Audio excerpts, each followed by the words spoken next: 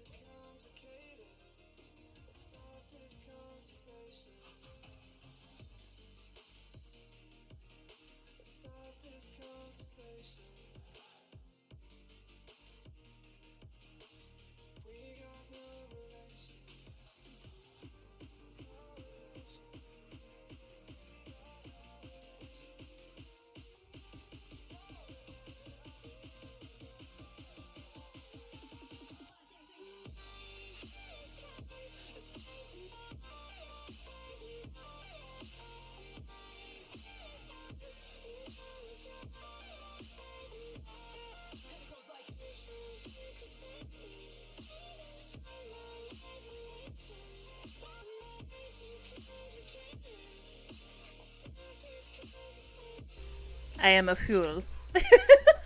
I forgot to plug in my webcam again. So sorry. We're here now. It's okay. How's it going, everybody? How's everyone doing? I'm gonna pause our music now. We're gonna undeafen. Hello. What can't we use? I have no power. Wait. Yeah. Have you not? Did you not hear a dialogue? Nope. They've been deafened. Yeah, I've been deafened. Well, surprise! April Fools. God decided to play April Fools on Hex again. Do you need to sit the session out, okay. Hex? No, I don't want you wasting your data for this, buddy. Unless you've got, like, a really good data plan. We do. Limited data. It's coming clutch right now. Trust me, this happens enough that I have Hello, a decent plan. Contessa. Thank you so much for the follow. that How's it happens, going? you have to Welcome be on ready. in. Oh, wild, dude. All right. Yeah, God, once again, God hath blighted Hex. Hex is just too powerful and needs to be like needs to be reined in. Nerfed. That's the word I'm looking for. Nerfed. That's one way to put it. Nerfed. I haven't lost power in so long. I kind of miss it. Like it was fun just walking around the house. It's just like candles. I was like, I'm gonna I get can into do this it. game right now. I can do it during the day, but the problem is I'm electrosensitive, which means if I lose power at like in the middle of the night, I wake up on the spot. Oh wow. You know the Squidward meme was fucking Squidward's eyes just like shooting open with one shot. You lose Oh. power. You guys didn't roll your d20s. Oh, Yeah, you're I need to unplug my headphones for a moment because I have a USB that has my character sheet on it, but I don't have enough USB slots on my laptop. Give me a Oh, moment. okay. Um. Ooh, Frank D20. coming in strong with an 18. Frank is still in the lead. I totally forgot to roll 20 up. Bear with me one second. A torn with basically another part of inspiration. It ain't gonna be me this time. Oh, no. So Wow. basically, the only person who can contest is Hex. Oh, am I actually getting music this time? Oh my god, it is truly an April Fool's miracle. Blessed be. Okay. For, I love- for one of us to have happiness, someone else has to be cursed with equal misery. Yeah. Oh, That's yeah. a Monica Love magic. equi- Anyone got love it? equivalent exchange. Oh, I was trying to reference Madoka Magica, but that works too. Yeah. Did we get that? Listen. Anyone? Frank, are you sitting opposite of where you were last week? No. Oh, I thought you were facing right last week. No, so it could potentially be. So OBS has this really weird thing where like it mirrors my camera weird, and sometimes Oh, yeah, it does that. if I either flip it, but if I also just rotate it, then it also looks different. But no, I'm Oh, in the yeah. same exact spot. It's a Hex! Oh, he's back! Hex is your power back? Or is he using a hotspot for his laptop?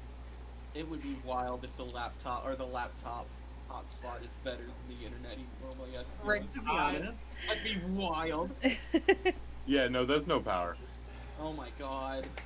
How are you gonna survive with no power? When are you guys gonna start eating each Oh, other? When do you eat the lizard? Mikey! Oh my gosh. Your burger's getting The supreme. lizard won't eat Hex. Bold of me to assume. It already tries, and Hex is still like, while Hex has them in his hand. So like, I don't know if I've told you this story, but at one point, the lizard realized that he could make his heat mat warmer if he chewed through the cable and set the heat mat on fire. What? What? that's so funny. That's Holy also horrible, shit. but it's so funny. Okay, Did he so like, almost burn down your? Anyway, sorry. Anyway. Hex, when you're able, I would love a D20 roll from you. Yeah. I can roll it. Fire. 16. Okay, so Frank, you have a single D10 that you can give to anybody for any roll, except for yourself. He says a D10, yes. Yeah, D10. Understood. Yeah, Wild. wild. Alrighty, so File. let's get into it, huh? Begins. Alright. Big excited. After a hard day's work and a well-earned night at the tavern getting drunk, our party started to wind down for the night. Jonas and Ashram, full of drunken vigor, started to head back towards the monster-infested mines to investigate. However, after a few moments in the clear night air, they sobered up enough to change their minds and headed off to sleep for the night. Ashram, Pin, and Damien had gone towards Emmerich's estate for the night, where they were met with Cece, who, after failing to get into Emmerich's study and broke the lock, came up with a story of how some shady people tried to break in, but he scared them off. With the doors and windows still being locked, this caused Emmerich to worry that arbiters arbiters had stopped by, looking for Ashram, and with a heavy heart suggested that his old friend shouldn't stay in Einsborough for much longer. When the morning arrived, our group started to gather to work their second day of their week-long contract. However, Damien was unable to join them, as his and Nemphra's flock was vandalized in the night. Broken bones and limbs, tattered garb and adornments, some members unable to stand. A clear message of hate. As the Death Shepherds needed to repair their flocks, they were unavailable for the rest of the day. After a milder day's work compared to yesterday, our group returned to the Stonefruit Tavern for a meal and was greeted with a new bard in town, a tiefling who introduced herself as Lilith. She introduced herself and the group of sellswords she was part of as the Tempest's Shadows, and quickly made herself a part of their group as well. We ended the session with Jonas leaving to check on Damien, who still had not returned to the tavern.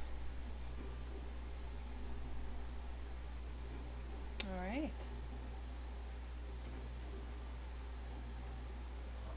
Jarring music change, I do apologize, but it is still misting, still kind of raining outside. Damien, you and Nemphra have been working towards mending the flock, and it's mostly all repaired at this point. You guys have been working almost non-stop. I think Nemphra would have gone off at some point to go get some food for you both to have at least some lunch, but you all have not had dinner yet. I would think the entire time that he has been working on this, Damien has not said a word. Mm. As soon as he saw what had happened, all expression just kind of drained from his face, and for the entirety of the day, he has just been working in quiet silence. Um, Quiet silence? What the hell? Sorry. And he's just been putting it together. He hasn't stopped to do anything. He has not taken a single break. Okay. So for the entirety of the day, he has just been out and repairing anything he can. At this point, he is probably covered in muck and grime from the misting that has been pouring down. But he has not stopped. But anyone who could observe him could not really discern from his face how he is feeling. He looks almost too neutral. God, so that's such a like an artistic scene in my head. I wish I had time to draw. Fuck. All right. Jonas, you go back to the Church of the Oak. Did we just lose Hex Oh, again? No, I think we just lost the camera. Okay. Damn. Like, literally, as soon as I called upon Jonas, the camera went fucking black, and I was like, "Bitch, no, Stop it. stop." Behave. All right, so sorry. Jonas, again, it's misting outside. You go to return to the Church of the Dawnbringer, and you see the flock still outside there. Comparatively much better than it was this morning, but you see Damien standing there with his back faced to the streets, still repairing, casting mending on a piece of garb that a member of the flock is wearing. An older member of the flock, you can tell, because they're a little more shrink wrapped, if you know what I mean. A little far more gaunt than the rest of the flock. You see him repairing a chain of bells that hangs around the shoulders and neck.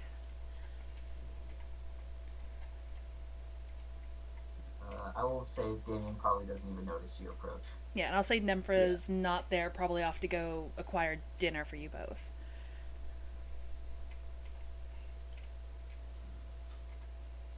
So, but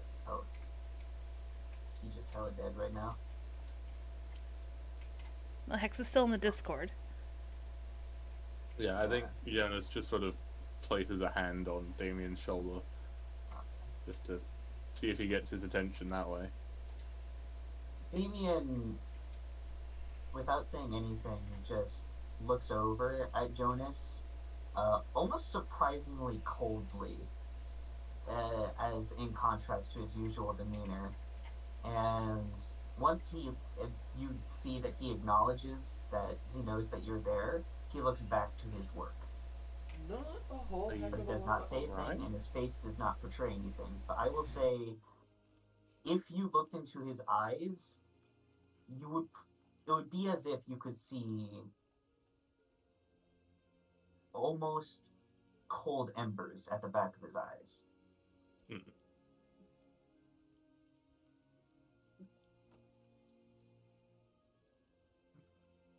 Are you okay?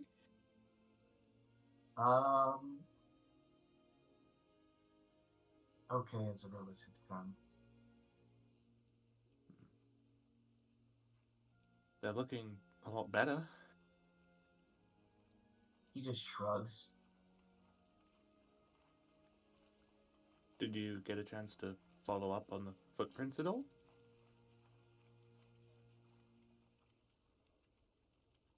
He opens his mouth for a second, closes it, and sets the bells down back to where they were before after he completes it, and just moves to another part that has been broken, or if there's nothing that's broken on this one or torn, he moves to another one and just continues his work. Jonas is sort of shifting around a lot. He's not particularly comfortable with this Damien. Would you like me to go? He stops for a moment and he looks at you and says, "You are free to do whatever you desire to do. I will not stop you from doing anything, but this is work I cannot ignore." And he goes back to what he's doing. Tell the others that I'm fine if you must, but I cannot leave until they are repaired. I understand. Just don't work yourself to the bone. He he stands up for a moment and looks at you and he says, "I will do what I must." And after staring at you for a moment, after a pause, he goes back to his work, hunched over, repairing broken bones and pieces of cloth.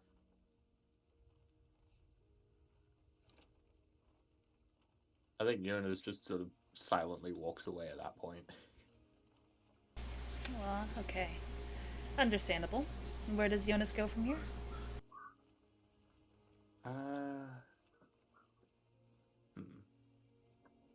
Actually, before I leave, I am going to Jonas is going to take his scarf off and wrap it around Damien's neck, keep him warm. My heart can't take this. My heart can't fucking take this, guys. I ship it. Oh. It doesn't even seem to register with him. It seems as if his body is here, but his mind is somewhere else. And it seems that he is mostly just repeating autonomous functions, not really a conscious action on his effort. Yeah. At that point, Jonas will walk away. Okay. Where do you start heading? Tavern. Tavern? Okay.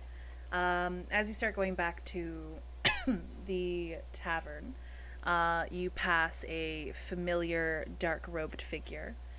Nemphra has a few bags in her hands, and from the smell, you surmise it's probably food from the tavern.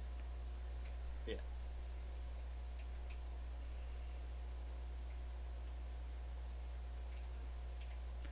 Do you do anything, or are you just heading straight back to the tavern? I think Jonas just sort of looks at the ground as he walks past. Okay. Alrighty. We'll have it that Nemphra then meets back up with Damien. This is the second time she's brought food to you, and is trying to encourage you to eat. When Nemphra brings it, he doesn't acknowledge her for a moment. And probably after she tries to get his attention, he just looks over and he says, "I'm not hungry. You can give it to one of the priests."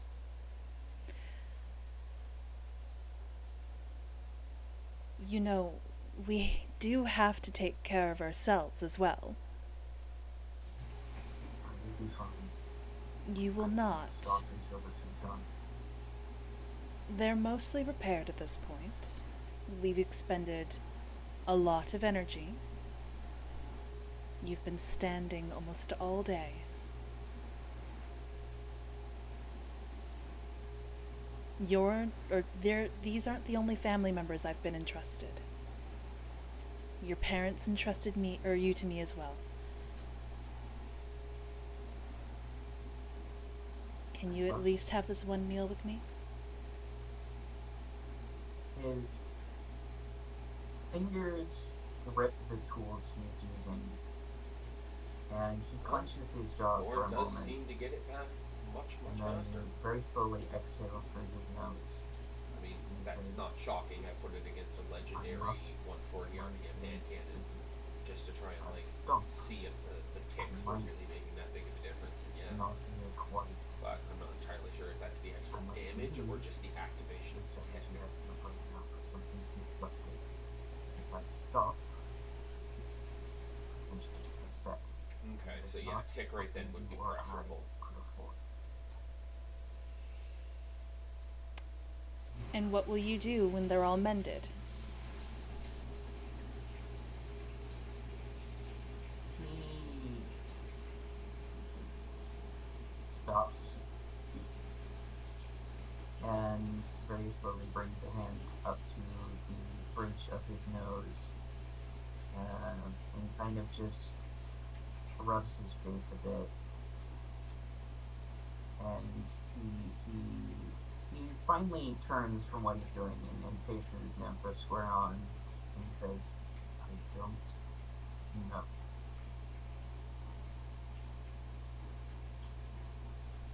I know that they are scared, that they do not understand, and that teachings here are very different from our home. But these actions are a trial for the extent of my tolerance. I do not feel it is right to be angry at them, nor do I believe it is okay for me to judge them harshly. But that does not change that these people were entrusted to us. We gave an oath to their families that they would be taken care of, that they would be respected. And I failed in that. And I am not precisely sure how to make amends with that, at least for myself. I want to help the people of this town, and I want to help them understand us. But if I were to face them now, I do not believe that I would be able to hold my temper.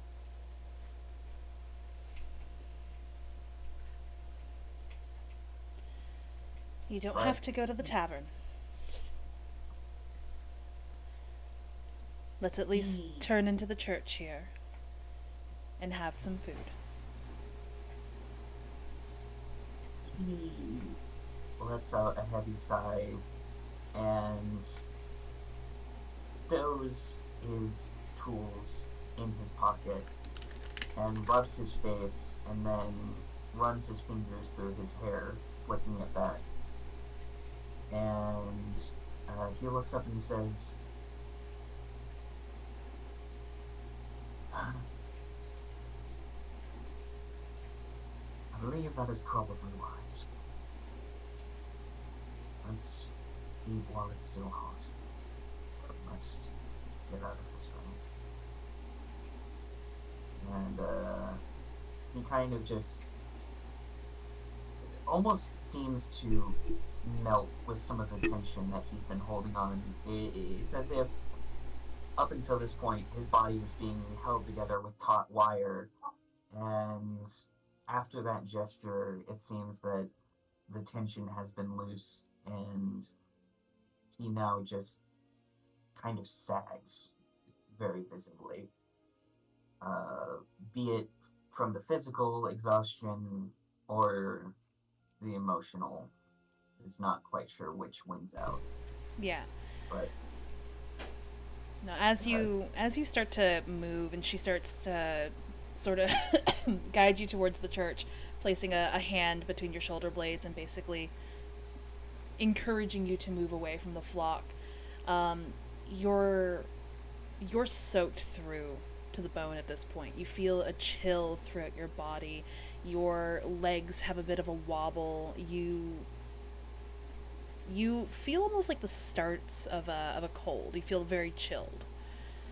So it's probably best for you to get inside at this point and enjoy something warm. And if you can, get dry. Right now, the driest thing on your person is the scarf that Jonas gave you. It's probably as he's like finally taking this mental checklist of his body, he does look down and notice the scarf. And while it is not a full smile, the corner of his mouth raises just a fraction of a centimeter.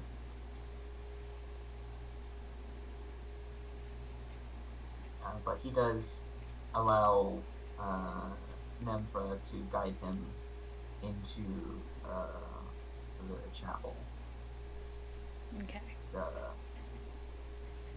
He does not eat much, but he does eat a bit of the warm meal. Okay. The meal I believe I described last time was a bed of possibly slightly overcooked brown rice, but laid over it was a well-seasoned and medium-rare steak cut into strips that basically drape this little mound of rice like a skirt, served with a brown sauce and a medley of roasted root vegetables.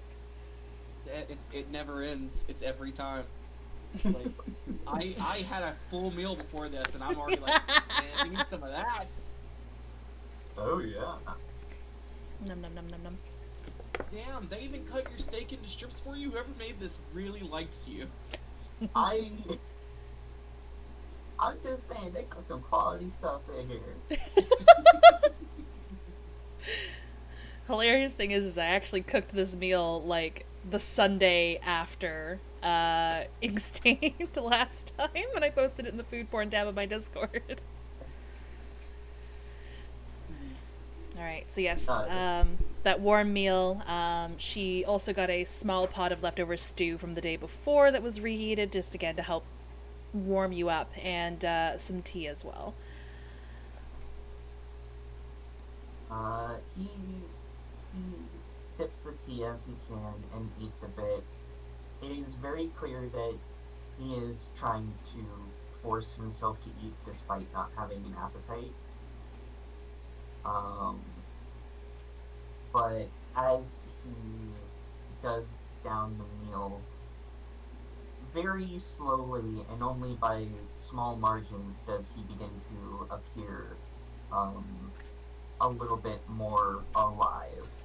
As probably before, his visage from out in the rain probably looked like what you would imagine a necromancer to look like. Just pale, miserable. gaunt, trash bags under the eyes, solemn expression. Yeah. So, he definitely is at least a visible contrast now to see that he has retained some of his vitality. But his expression still has not changed, and it is still very apparent that he is lost in his own thoughts. But he does look over to Nemphra after probably eating through most of his meal in silence, and he says, "How do we reach them? If this happened once, it will happen again. How do we help them without terrifying them in the process?"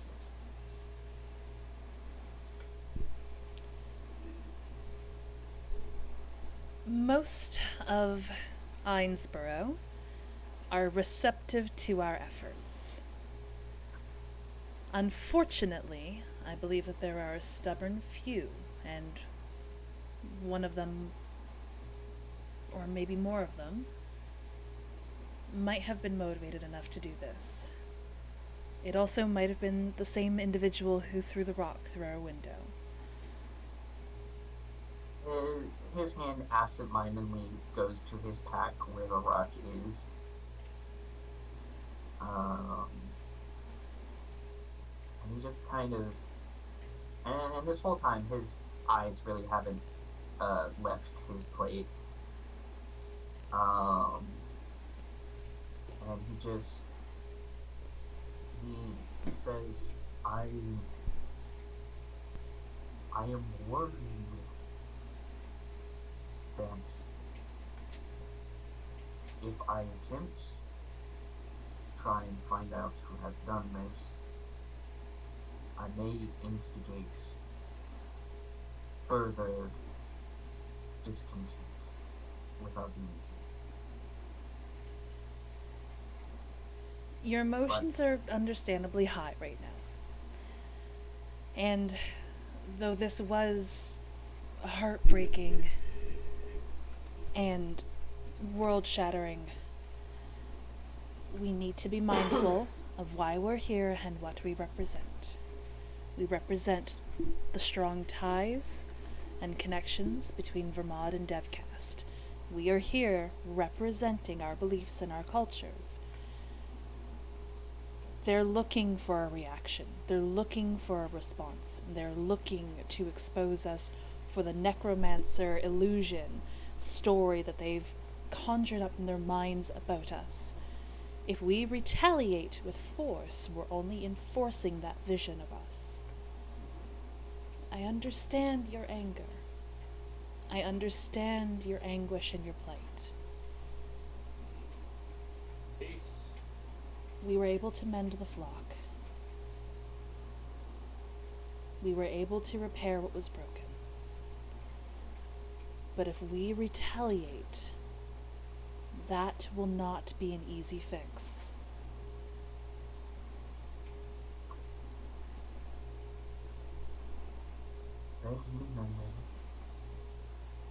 Ultimately, there's nothing of consequence. However, I do Perhaps feel like I should find a new place to put the flock. that is my sentiments exactly. I would prefer, at the very least, place them someplace a little bit more secure, so that way, even that minor obstacle may deter a repeat disaster. Yes, it's about an hour out of town, but the teleportation pad we came in on might be a good idea. Maybe the trek through the woods at night might discourage whomever did this, or the peoples who did this. Or maybe...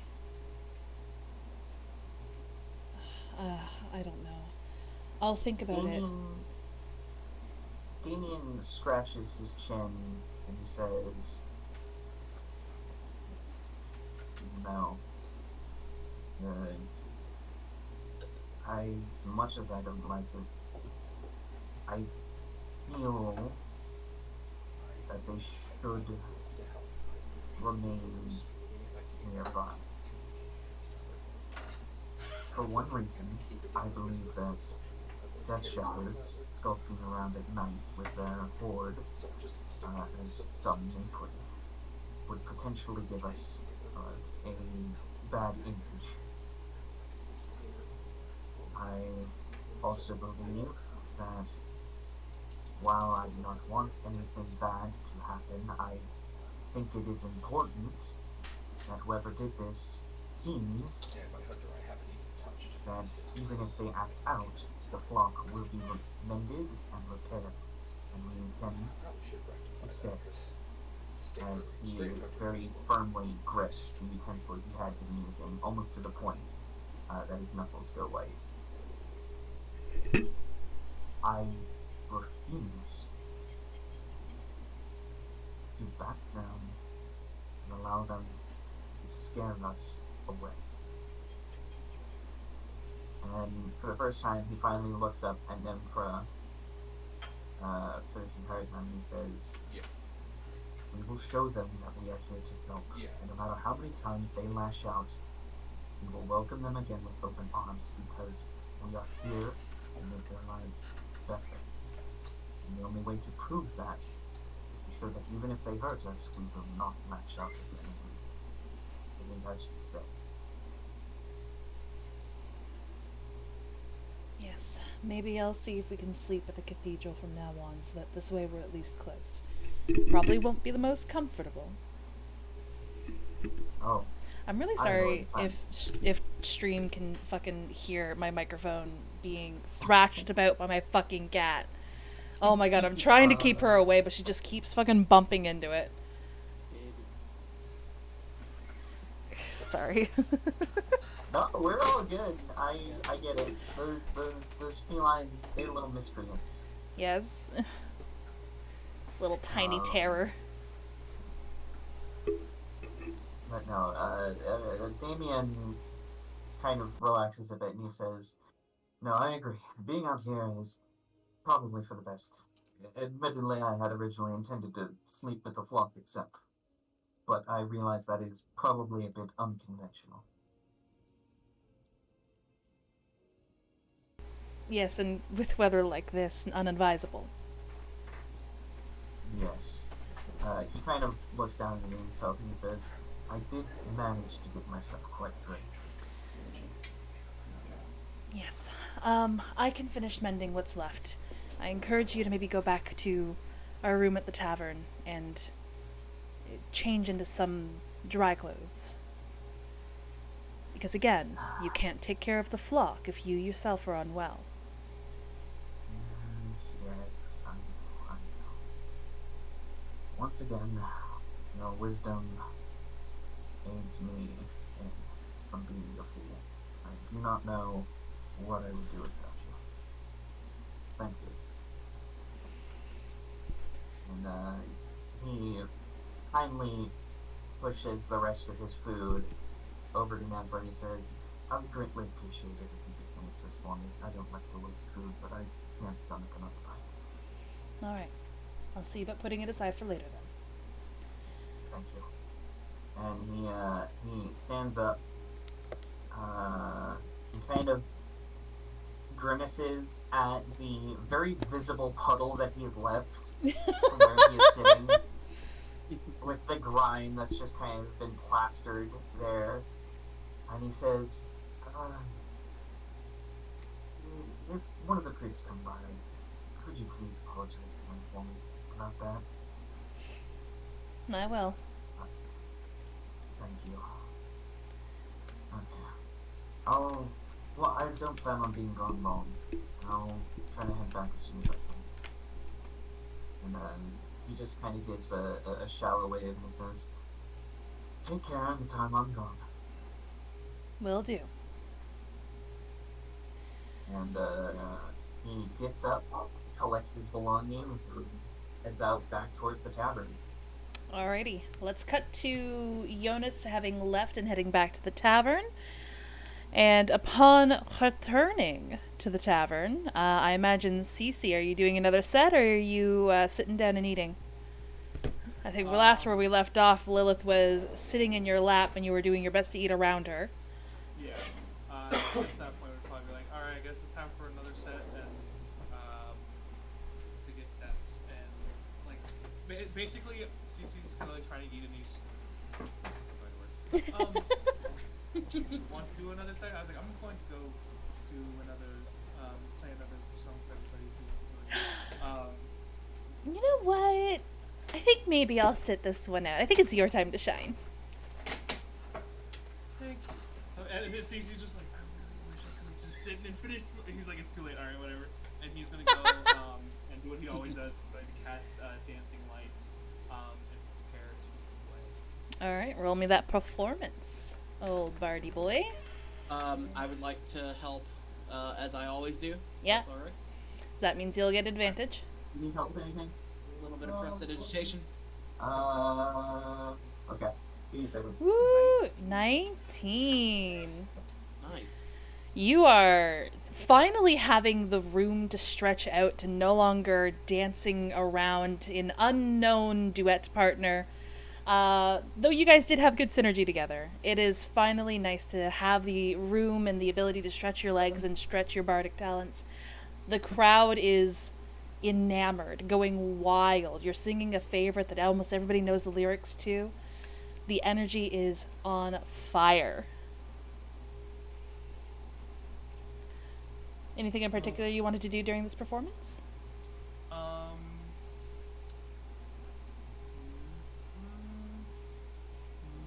that I think of. Cece's, but once the performance is done, Cece is going to, just make, Cece is just going to make sure to make just, like, a note later, just to make notes for, like, stuff he's gonna go to the shop, because I think Cece's probably gonna be going to, like, the general store potentially tomorrow. Okay. Oko, can you remind me did everyone know about the damage to the zombies, or just Ed? Everybody. No. Yeah, as you guys were basically walking towards the mines, the cathedral is located close to the mines. You guys have to pass it in order to go to the mines. So you guys would have seen not only Damien there, but you all were there. I know Pin is the one who rolled the investigation that garnered the information that you guys got, that there was small feeties walking away in the mud. Okay. Well, that's the thing is, I would like to talk to Damien about it, but I don't know if Ashram would run over there in the rain or not. This is true. Yeah, I'll see if I can wait and talk to Damien about it the next time I see Damien, instead of trying to go over there and I assume Buddy wasn't here, but I assume Damien was over there working with them the whole time, so I would have seen him working busily, right? Yeah, you would have seen him. He was very quiet when you guys saw the state of the flock. I'm not going to bother him right now, but when he comes back in, I want to pull him aside for a minute. Okay. As Cece has basically gotten up to go perform again, Lilith has occupied the seat that was next to him, which would have been Jonas' seat, so is now sitting next to Pin, and basically eyeing the two of you up. Pin and Ashram. I'm giving her I'm not being unfriendly, but I am giving her a little bit of cold shoulder. You're dressed awfully fancy for these parts. Oh, thank you. I would like to say that I do this on a regular basis, but I don't really have very many sets of clothes that are like this, so I have to keep them as clean as possible. No? And you spend all your coin on one good outfit? I sort of cross my arms. It's a complicated situation, but I have a few outfits. Oh, I see. That fashion is very distinct to Kelpsa. Am I wrong? Yeah. I'm from Kelpsa originally. Oh, the magic city on the sea. It's so beautiful. I've only been there a handful of times, though. Yeah, it's very nice. I miss it dearly. Hopefully I can go back one day. Mm-hmm. You should definitely go back. Ah, the celebrations, the festivities. My brain immediately went, excuse me? I was like, damn, she dragging the. Yeah. Yeah, it's Talking about the gorgeous same place. Gelpsa here. Where Stinky It's down there. gorgeous place. She'll look over to Pin. What about this one? Your clothes are so tattered. trophies? Look at Ashram and they're just like,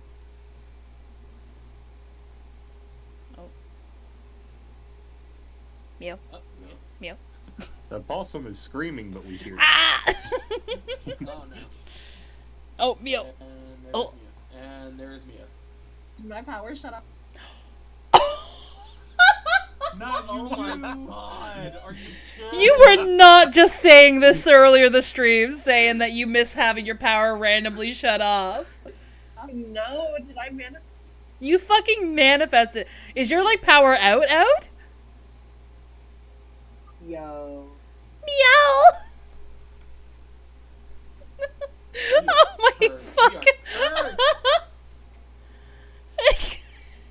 She's going Oh. feral and out of character chat. Meow!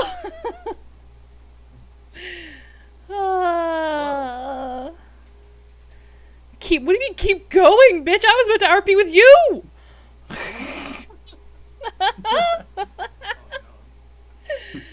Oh no. Oh my god. Oh no, no, no. What was that, my love?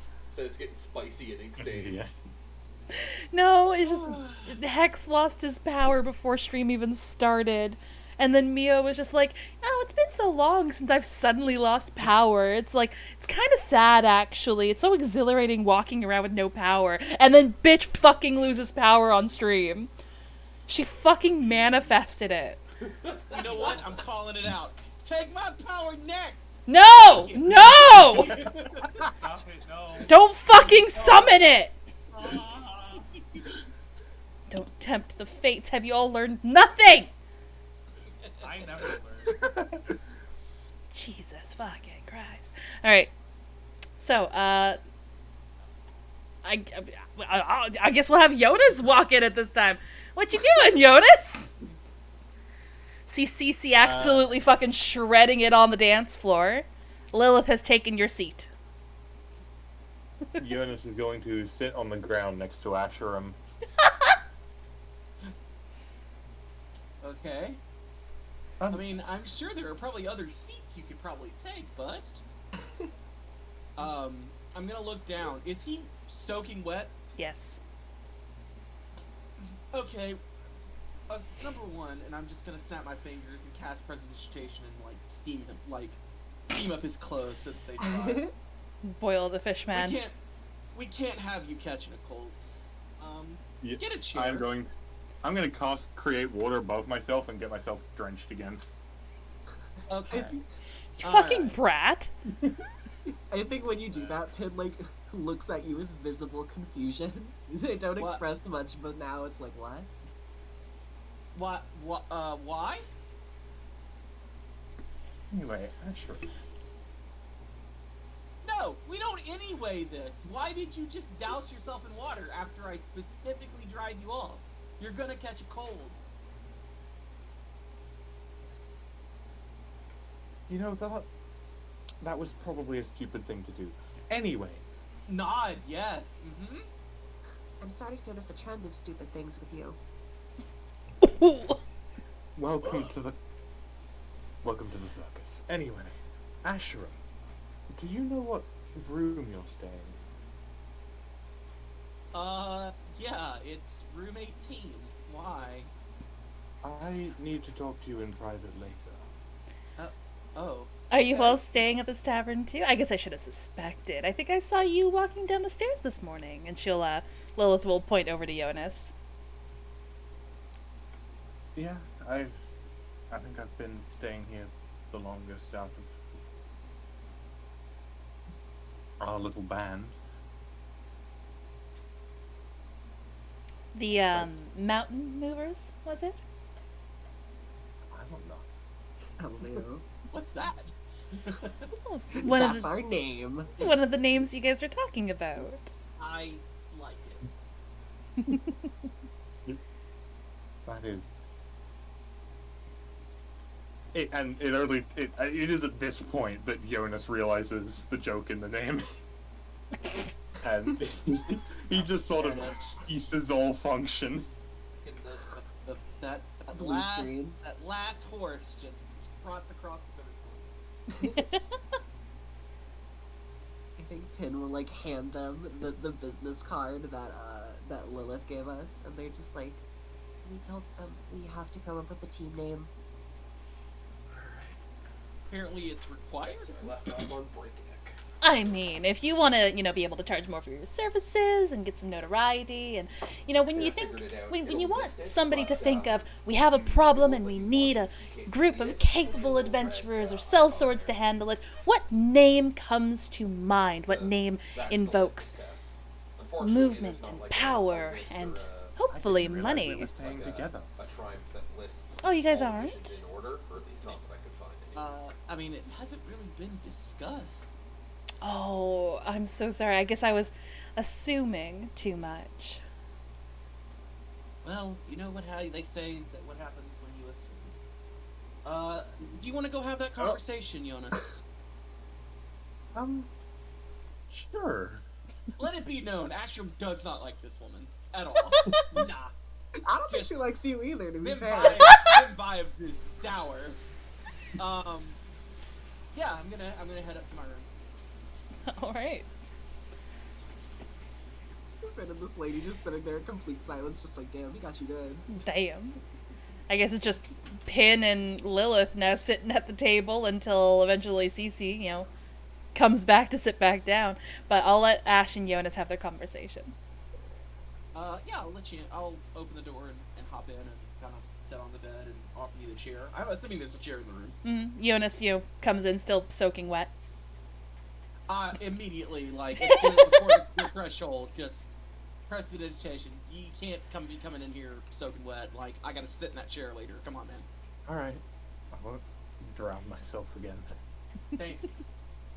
What can I do for you? Bit of a weird question. Okay, I'm sure I've heard worse.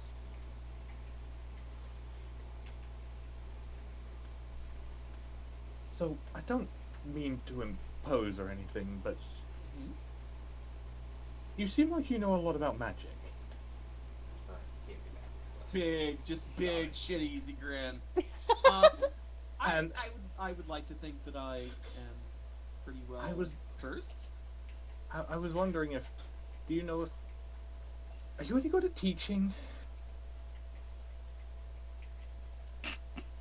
My boy, what would you like to learn? Oh my god.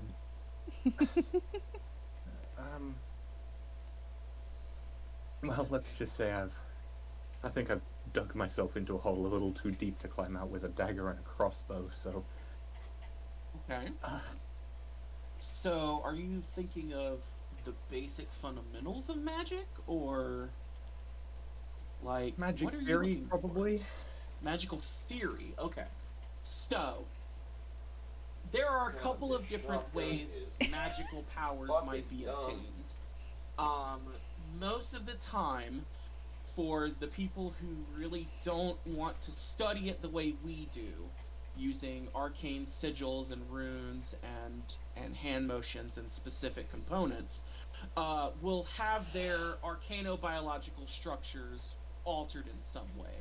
Either by being born to a magical creature, or from a magical creature, or pacts with certain entities can do it. There are certain ways that people can gain these magical powers. I have a feeling, based on what we have talked about before, that you are probably one of those people. Technically both, but I was thinking more scientific in this circumstance. What do you mean?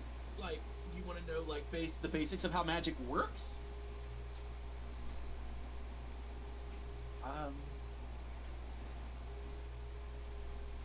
Sure, we'll go with that. Okay. Gotta start So, somewhere. Ashram begins a 45-minute long tirade on the basics of how to cast a spell.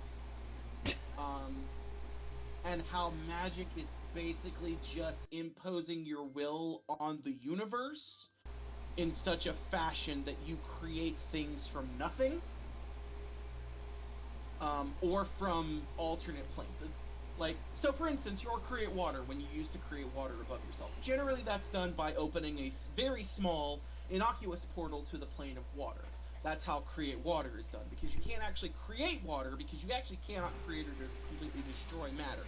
It just doesn't work that way. Like, scientifically, you can't do it. So, like, there are workarounds for that. So when I create fire, generally what that is doing is it's ionizing the atoms that are in the air, and then when I snap my fingers, a small, like, burst of fire pops up. So it ionizes the particles in the air and ignites them for a moment. And that's just basically how summoning that kind of power works. In terms of, like, specific spells, and then just this goes on and on and on and on and on about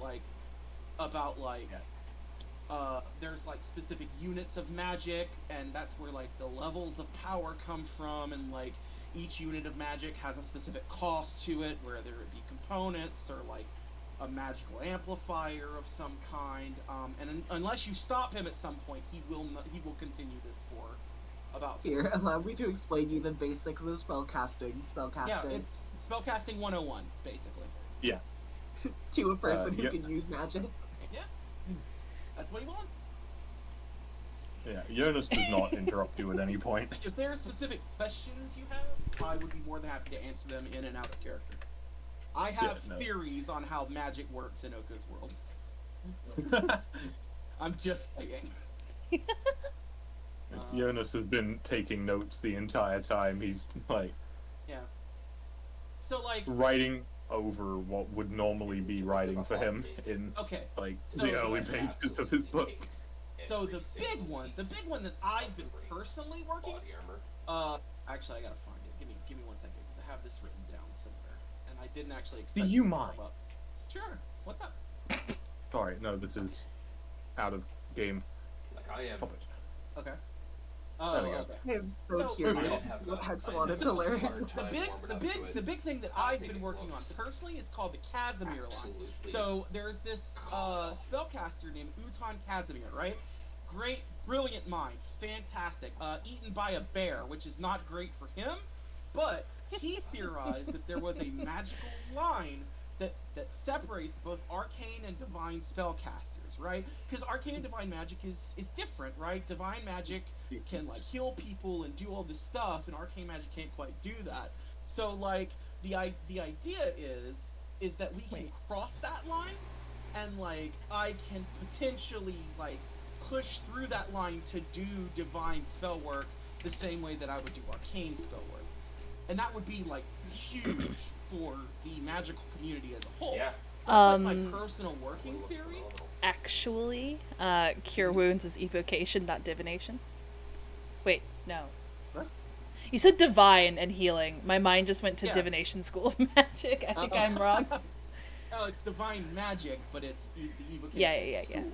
Fun fact, resurrection is necromancy. Yeah. Yeah.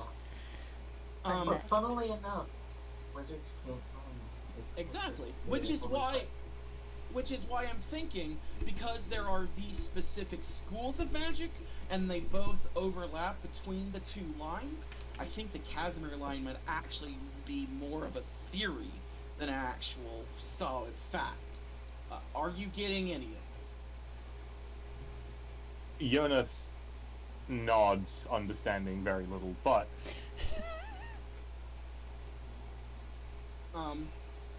Cool. So, and then I turn around and I start writing on something. I don't know, the wall, so just like arcane equations. And be like, so if you do this and you swing this way, like the basics of most magic that is written by wizards nowadays is either written in Elven or some other language than Common, because Common isn't really well created for language, or at least for arcane language.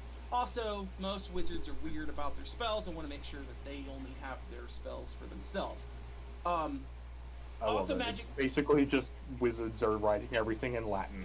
Yeah, specifically to obfuscate it. Also, most magic is written in a circle, because circles enhance power. And then he goes on another like. hexagons more. What? What about hexagons? I like hexagons more. I mean, Hexagon. you can do that if you want to have a less powerful magic circle, but generally you want a circle. All right. Because works. nature abhors a circle, so like pushing magic through a circle allows you to push through like the will of the universe. It's a whole thing. Anyway, Oh, you're pissing off the universe to do magic. okay. Me as personally as a human being we don't have a lot of like internal magical ability. Like at least some of us don't. Like I can't throw a fireball by thinking fireball like a sorcerer can, whatever. So instead, I have to learn how to do that using math. That sounds like a skill issue. I strangle Jonas to death in my and I make it look like an accident. No, the whole thing is that it is a skill issue though. I know. I have I'm. the skill to cast the spell, even though I don't have the magical potential. It is. I didn't Not mean all of anything us can be by born with like a magical genie as their father. Like, that. Listen, know, okay. I never met him anyway. what? Moving on. Okay. Alright. That's it. Anyone? You okay?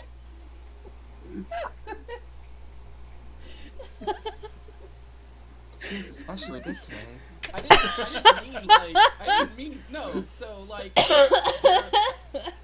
there was a guy in my class back at Loxith who had a Earth Genasi, like, father, who was, like, the king of, like, a nation on the elemental plane of Earth.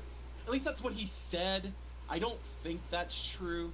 But he was really good at magic, but it was all, like, sorcery.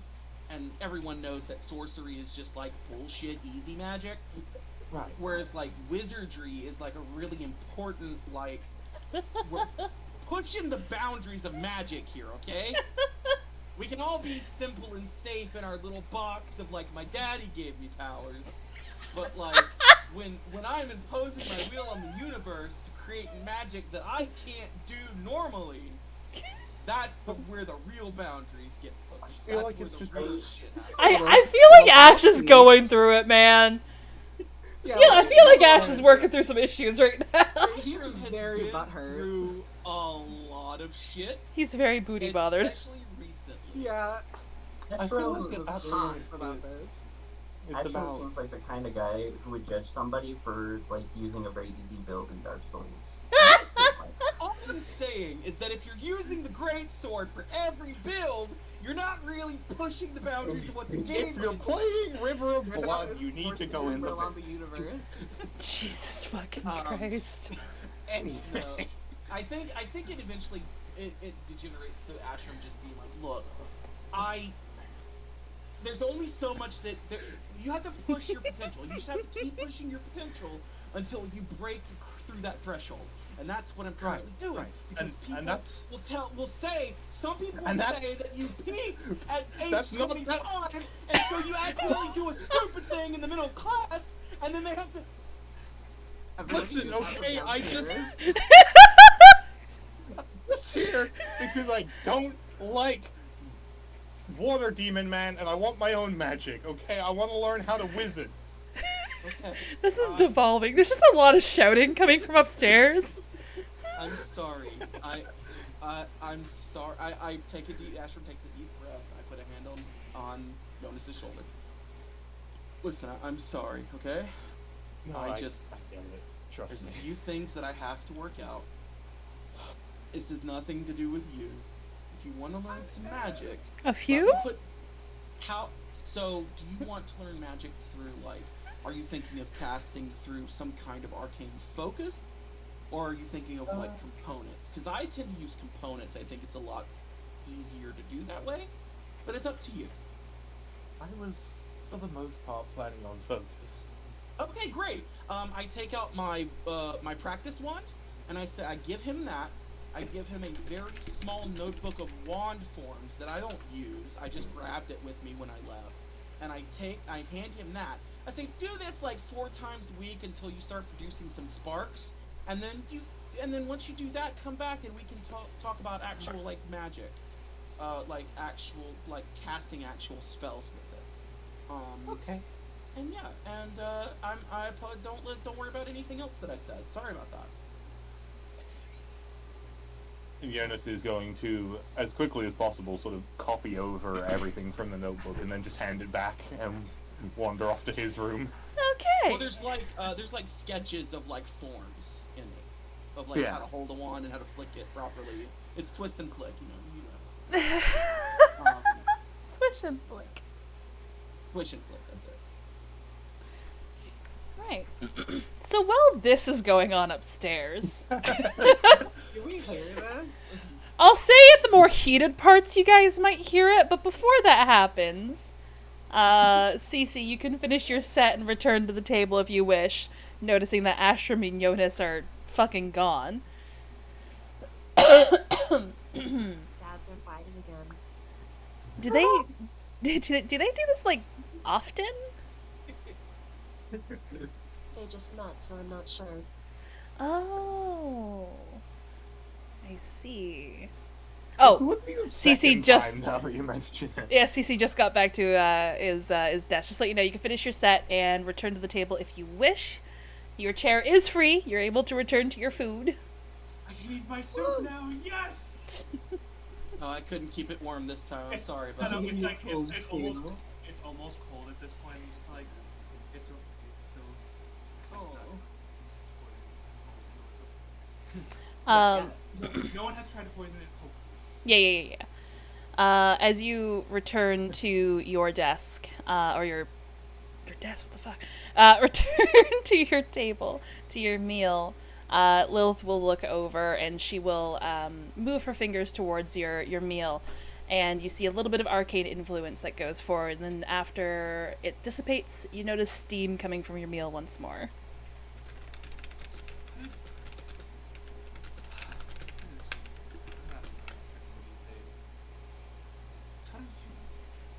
That's way cooler than what I can do. Oh, it's just simple prestidigitation, silly. I'm sure you have it. Not yet. Check my spell book. Oh wait, Cece doesn't have a spell book. Yeah, I was like, I don't have a spell book. I was just like, no, I don't. Not. I was like, I don't know that one. Maybe later though. I've seen a few people do it now, so it's just. I think it's just I have to keep watching and seeing it.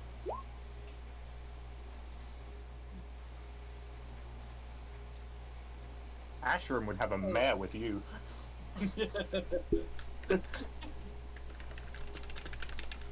So I take it we all probably noticed at this point that he always has his gloves on, right? Like especially while he's playing. Yeah, I think that's not a hard thing to notice. Interesting.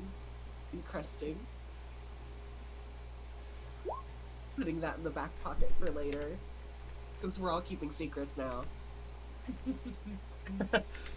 Stop bumping me in with y'all. Who the fuck did that one? I go. That was a really good setup there, by the way. I like to sit and just watch you work your magic. Wow. I was a little. This is just. I was just thinking. This is just normal music. I was like, there's no magic to that set yet. I mean, well, before. Most of that wasn't magic. That was just playing. Just natural talent. I do it.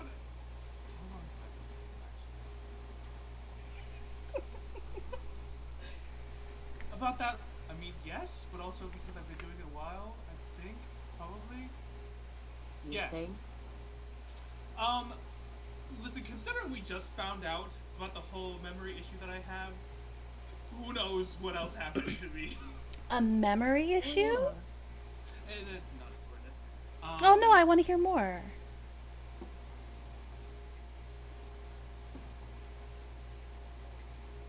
I don't remember like half of a day for some reason, and I still don't know why. And it's really I do not appreciate it. I'm trying to figure out how to get it back. Oh, I think one of my friends could help you get it back. If they would, that would honestly be amazing. Yeah? That would be greatly appreciated. Oh, well, I mean, if you don't, I mean, you can pick up your plate and come over to our table, right? Okay. Traitor.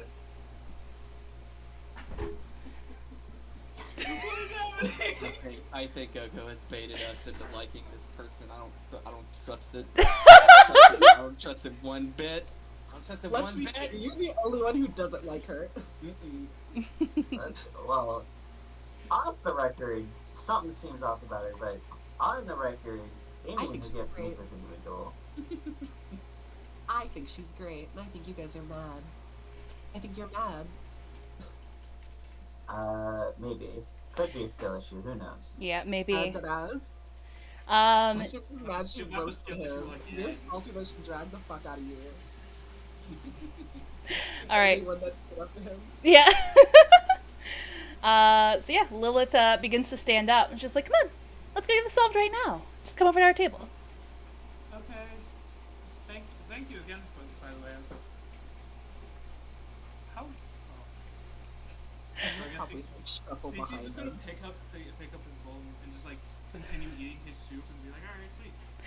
Damien, you walk in to see Cece walking off with a tiefling you haven't seen before. She's a little, she's actually much shorter than Cece, but she has a horn that comes out of the middle of her forehead, almost unicorn-like. From what you see, she's got almost like this soft purple mauve colored skin. She's got grayish locks, long curly locks that drape behind her.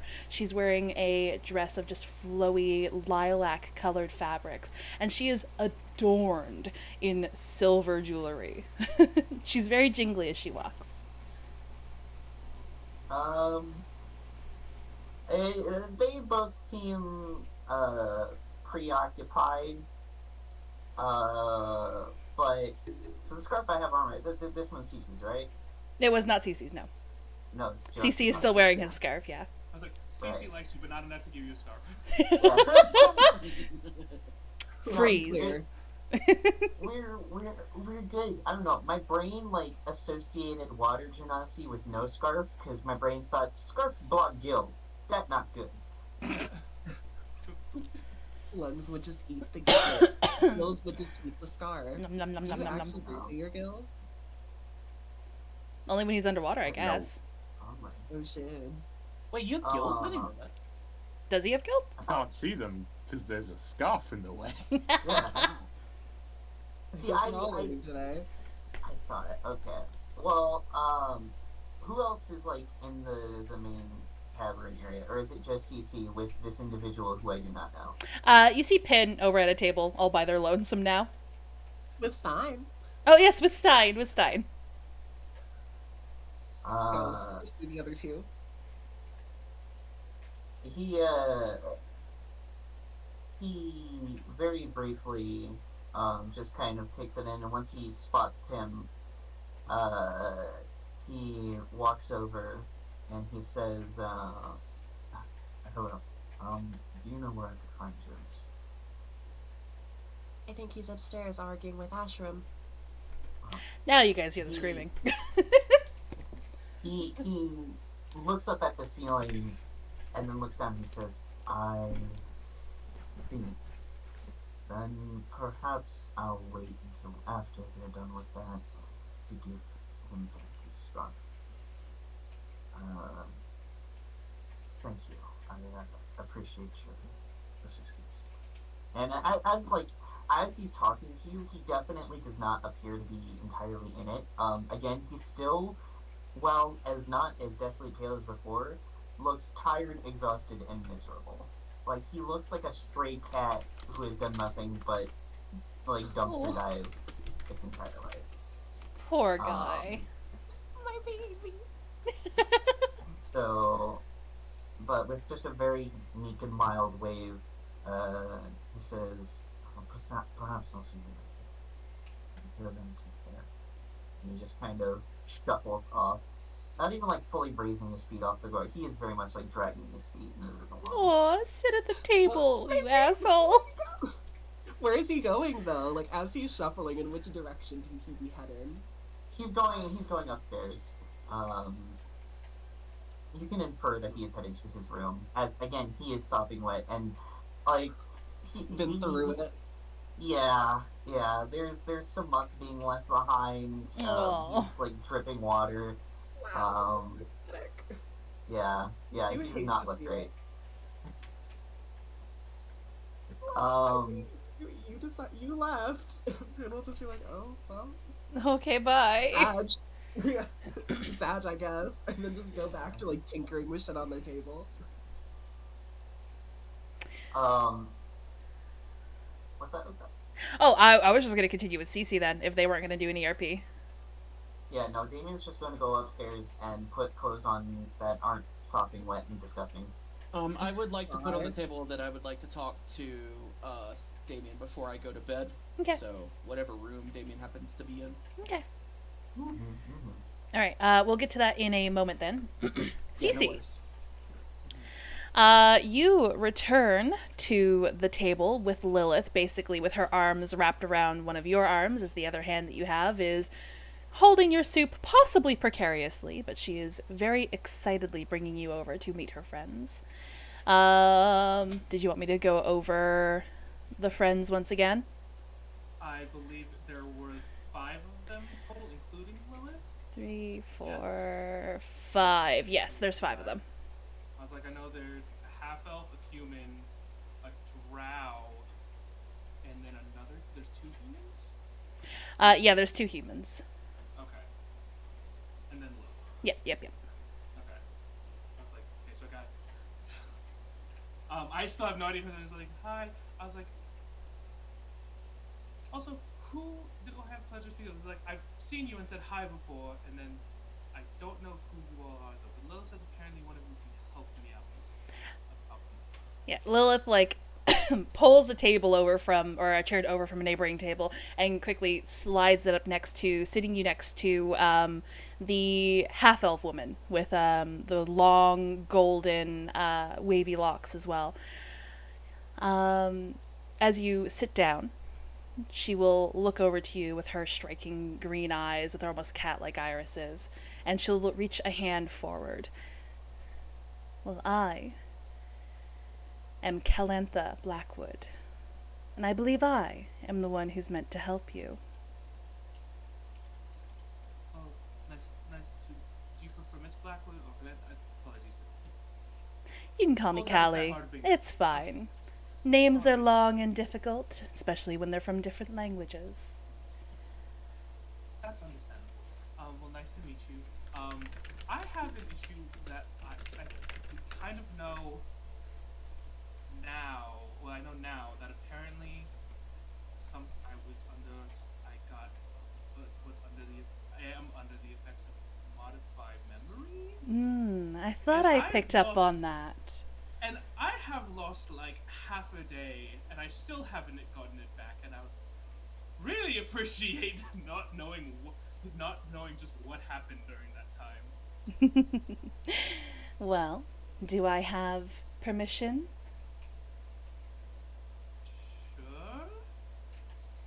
Sure. She'll reach forward with her slender fingers and long, well-maintained nails, and she'll place basically her middle fingers on either side of your temple. And she'll close her eyes, and you feel a presence warm into your mind.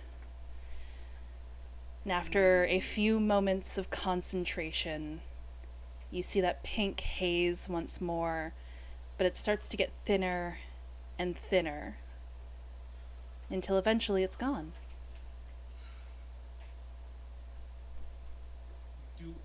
Do all the memories come flooding back as soon as that happens? Yes, they do. As soon as that happens, just the look of like kind of like nervous excitement and kind of just nervousness, but like happiness in general. Just like CC has no idea what's happening. These people are being nice enough to help him out. Just drops and his face just goes like kind of blank, and he kind of just slowly scoots away. He's like, if you will excuse me, I'm going to be back. And he's gonna go out of the tavern. Can I do something? I want to know. CC basically is going to start retching out, realizing, because he now realizes he remembers everything that happened. He remembers that he was the one who broke into the warehouse. He was the one that saw Stein, got past Stein, and now that Stein doesn't have an arm, he's the reason Stein lost it. Maybe. As you start leaving, Calantha basically reaches out. She places a folded hand under her chin as she leans forward on the table, and she reaches out with her other hand and just kind of gives a little wave. All right, but don't be a stranger. Come back. Okay. Thank you again for the help. It's much appreciated. And just like as he's barely holding it together, like he's about to just break down. All right. As you start to leave, you notice Pin is starting to leave as well.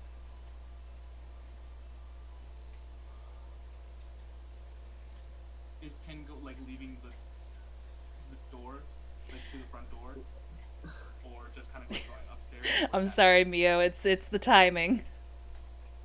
Don't worry about it. Yeah, No, they were definitely probably sorry. Yeah, you literally like see them outside. They have basically like just left the tavern. Cece's gonna go like see if there's a back exit. Basically like go behind the tavern. Just avoiding Pin What? actively. Wow. There's not really a back exit except for the one that would be out through the kitchen. So unless you wanted to worm your way back into the kitchen and go through that back exit. No, okay, so he's gonna go.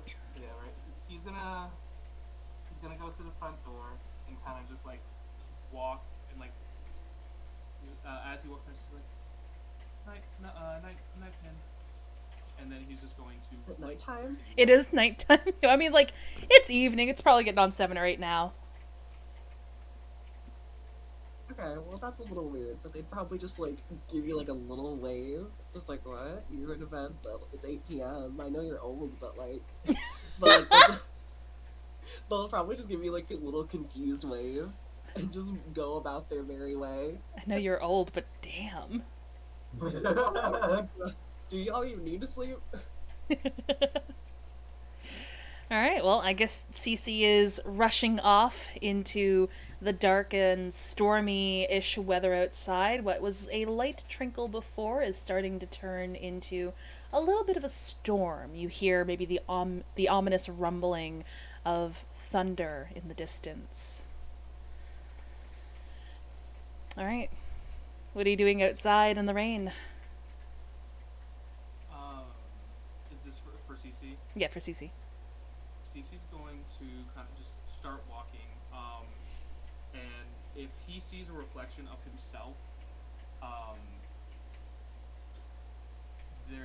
he's going to see if he can see like if there's a reflection of himself, he's going to stop. Yeah, it's not hard. A lot of rain has accumulated at this point, so you'll probably find a reflection of yourself either in a puddle on the ground or in water that's pooled in the top of a barrel. Before this, Cece was just basically kind of, as soon as he was without of eye shot from like the tavern, he's just kind of running, and then like collapses next to the puddle and just looks over to himself. Oh. It's not your fault. Just like last time. It's not your fault.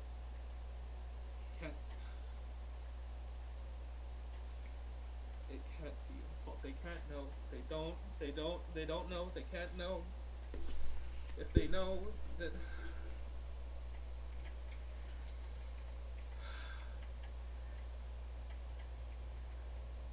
they can't lose more people. They can't know what I'm really like if they do. Then it's okay. It's okay. It's okay. So I just want to paint a picture right now. Is Cece literally laying in a muddy road?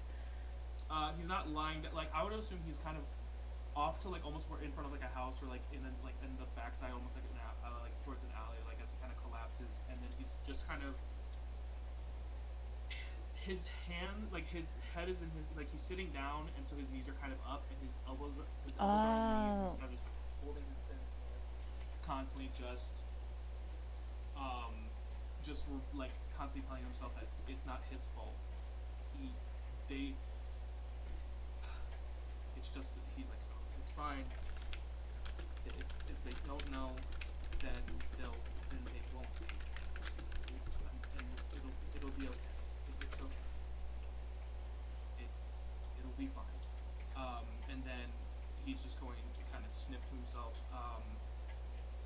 and he's going to like pull out like a small. If he has like a small journal or like a small thing, he's gonna just kind of start scribbling down it and then like put it deep in his back. Okay. You pull out this small leather-bound journal. The awning from the roof that protects the building that you've slumped against is keeping you and your book at least somewhat dry. Your ass is completely soaked because you're sitting down in a fucking muddy road. But you start scribbling furiously in this journal. the scribbling keeps you so occupied that you don't even hear the window above you opening. But as it does, you are suddenly showered with ash. Sorry about that. I fell off the window. Not you! He was pissing out the no. window. Oh god. Had a few too many drinks. I was gonna say that. I didn't want to go that far. Thanks, Mia. As he kind of CC as he kind of like gets covered, he kind of just closes the journal and starts. What are you doing outside my window? CC is going to act as if he's been drinking. Sorry, due to many other tragedies. Hope you guys have a great night. Oh, you better not get sick in front of my house. No, I'm okay. Trust me, it's fine. No, what you need is a hold on one second, and you hear the windows close, and you hear faint footsteps inside the home. Something gets rustled, and then eventually the door to your right opens, and out walks a. Hold on, what is my notes on this? A older gnomish gentleman who's got basically hair on the sides of his head, nothing on the top. He's got small glasses that are affixed to the bridge of his nose with no arms, just small circular frames. He's wearing an old beaten button-down shirt and an old green thick fabric vest, and just some basic black pants. He's got a little bit of a hunch to his stance, and he walks towards you, and he hands you a firm-looking roll of bread.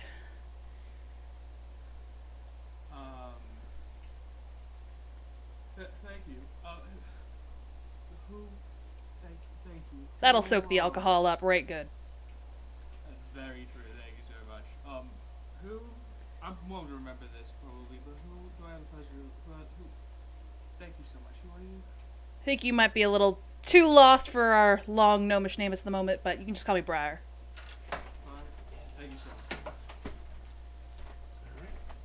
You might want to get out of the rain. I feel like a storm's coming. My knees are killing me. I'll do just that. Thank you so much. And Cece's gonna kind of get up, fake being a little bit wobbly, kind of. Do you want? As he gets up, he closes the journal, kind of dusts himself just a little touch, and nods a little too deep to Briar, and starts walking back to his cabin. All right. Pin. With you having left the tavern, where does Pin go in the rain?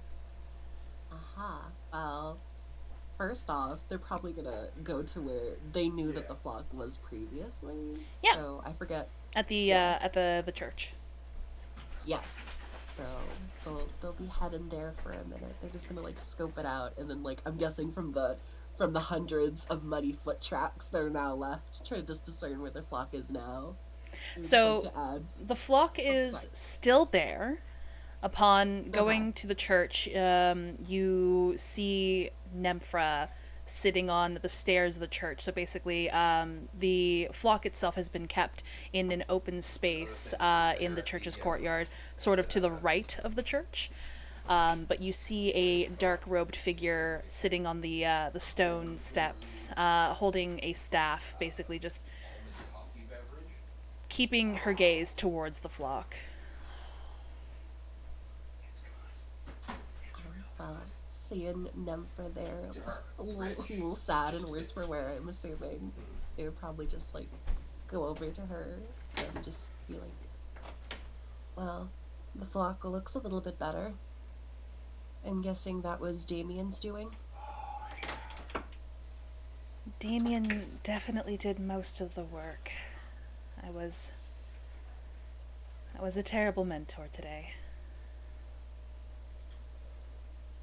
What makes you say that? Well, I wasn't able to pull him away from his work. I wasn't able to hold my emotions. I wasn't able to steel myself in time. And he took up the responsibility of mending the flock mostly on his own. Well, you can't exactly control the actions of other people, and failure is just a chance to do the right thing next time. At least that's what I've learned. Well, it's unfortunately a hard lesson to learn, I guess, but I'm glad that you were able to learn it so young. They'll probably at this point turn their attention to the flock. Are they just like standing there still? Like, does the flock like do anything? When Uncomfortably like stone sentries, like the flock Queen's does Guard. not have idle animations. Yeah, they just stand there, not even breathing, not even blinking. Do you think they felt anything from what happened today? Thankfully, due to the nature of their being, they probably didn't feel anything. At least not the physical bodies. But it is our belief that the souls at least still look over them, as a means to still look over their family, and their purpose with their bodies is to protect their families. Probably didn't hurt them physically, but maybe emotionally and spiritually.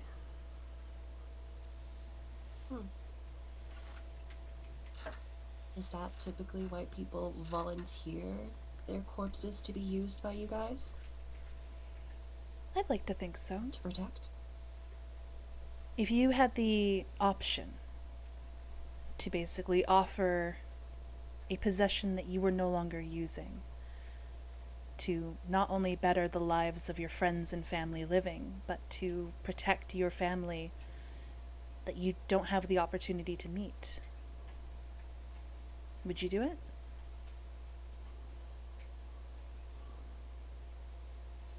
In a heartbeat. As most people do, where we're from.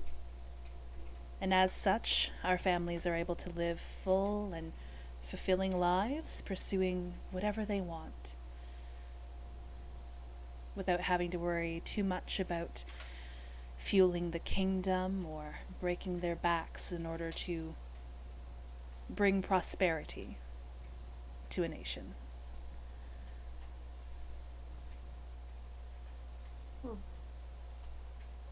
I guess I've never given what happens past death all that much thought. Or at least not in the way that you all do. I always just understood it as something so permanent. Are they only in the game mode, or can you go fuck around Have with you them in the firing range? experienced death? Oh. I think as soon as she says that part, I'm kind of just give like a little bit of a nod. I would like to add that Pin does not have an umbrella, so Stein has probably just been like holding his like huge hulking hand over Pin's head so they don't get wet. And they would just like reach up and just like hold his thumb for comfort. Aww. Upon that little nod that Pin gives, Nemphra will move her over robe to the side, her cloak sort of, allowing some of it to cover the stairs, and basically try to invite Pin to sit next to her so she can drape the robe over her as well, or over them as well. He will oblige. They'll go over and sit next to nice ranger lady.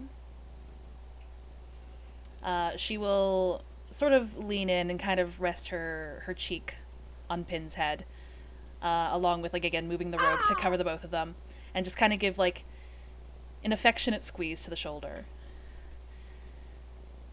I'm sorry that you had to experience something so terrible at so young of an age.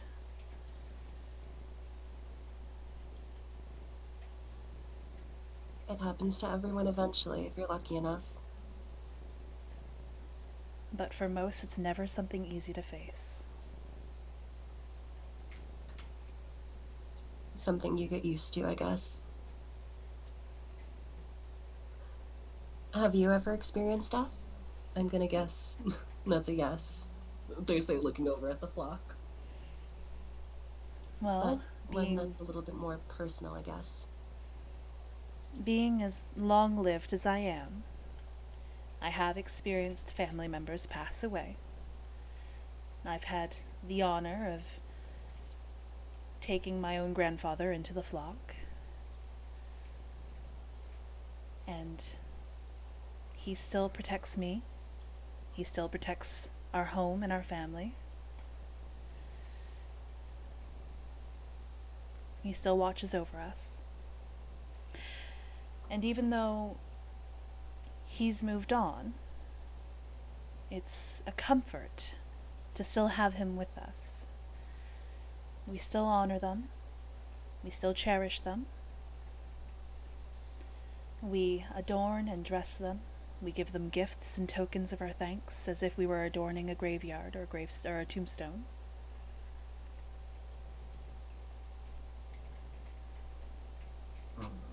Hex leaving. Wait, No, not Hex. That was Ash. Oh, I thought it was you. I'm sorry. what? Do not tell me you're Howard. LMAO, actually. Literally both never Howard. happened. Hello? Hello? Hello. Okay. Did your power Yeah. go out? No, my power did not go out. My Discord crashed. I've never seen that happen before. It's that day for it, I guess. Jesus This Christ. betrays us all today. Fucking Anyway. power outages have been harrowing this campaign. That one time I almost had to cancel because I didn't have power. God, Fuck. it's bad. Alright, anywho. Please continue. Back to the scene. The death that you've experienced, do you have a place that you can go back to remember them?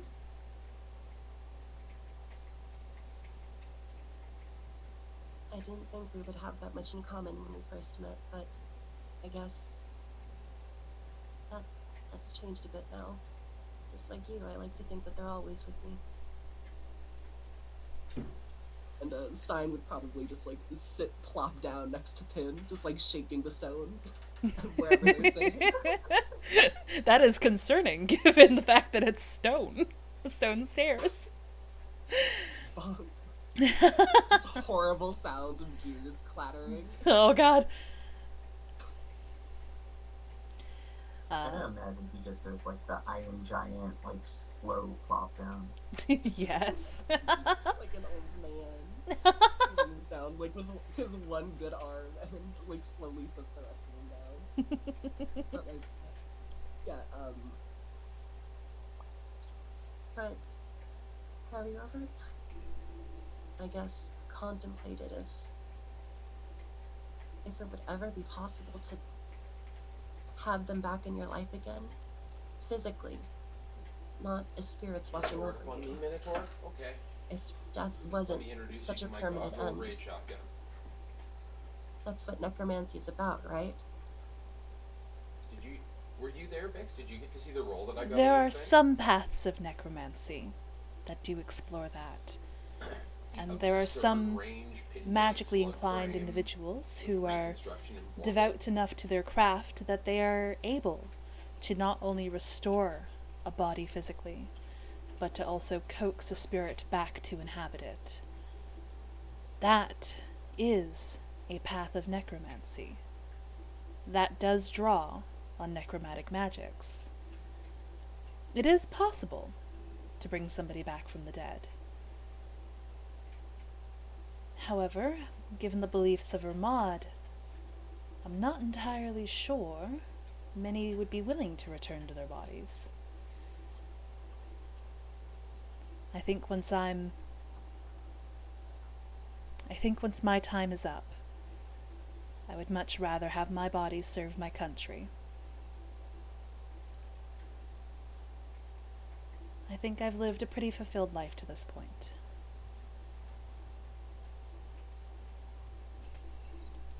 God damn it, buddy. I saw that message. I was like, damn. Oh yeah, by the way, something to note because you're this close to Nemphra at this point. She's wearing a ribcage. Like a physical ribcage? Like a physical ribcage. Like a corset. Oh, It's like a That's actually slay. Diablo 2 necromancer look. Yeah. Not like a corset. That's actually kind of slay. Yeah, Shit, that- it is. It is adorned. What would have been cartilage at one point is repaired and mended with silver. It looks like silver has been melted down to fuse any broken, fragile, cracked, or brittle bones. So you see these veins of silver throughout the rib cage and whatnot. You see silver chains hanging off of some ribs here and there. You also see names and runes etched into individual ribs, and along the front where the sternum and whatnot would normally be, you see an intricately filigreed silvered cabochon with a red gem in the center of it. Cabochon? What's that? I think that's the word I'm looking for. 1 second. it's not- I'm imagining it's just like a emblem, or you know, like a brooch. I looked up cabochon and got a dog breed. Period. It's cute. It's a cute dog. I don't He think has she a has a dog dog skull. attached to her torso though. Yeah, one of like the names on the bones is just like fluffy. They're Follow. cameo pendant. Okay. Hold on. I'll share a picture. I think I did use the right word. You guys are all making me doubt myself. No, I no, think no. you did. I just wanted to know what it was, because I couldn't. I've never heard of it before. Oh, that's pretty. Something like this. Oh, okay. The unison. Oh. Got it. Yeah, it's just a stone fitted in a bottle cap. Okay, that makes sense. Not in a bottle cap, but yeah. With a little fancy. A little fancier than that. Just a little. Anywho, so yes, this is probably the closest you've been to her, so you're able to see this in detail. Yes, I think seeing all the names on her corset and her ribcage and everything, they're just like, Are these the people who are watching over you now? These... With a Death Shepherd, when you have a mentor, and your mentor passes away, well, you are their apprentice, it is your honor to take a piece of you, or piece of them with you. This was Roland's ribcage. The names etched into it are the names of the other apprentices that he had before me. And I was the last apprentice in his care when he passed away.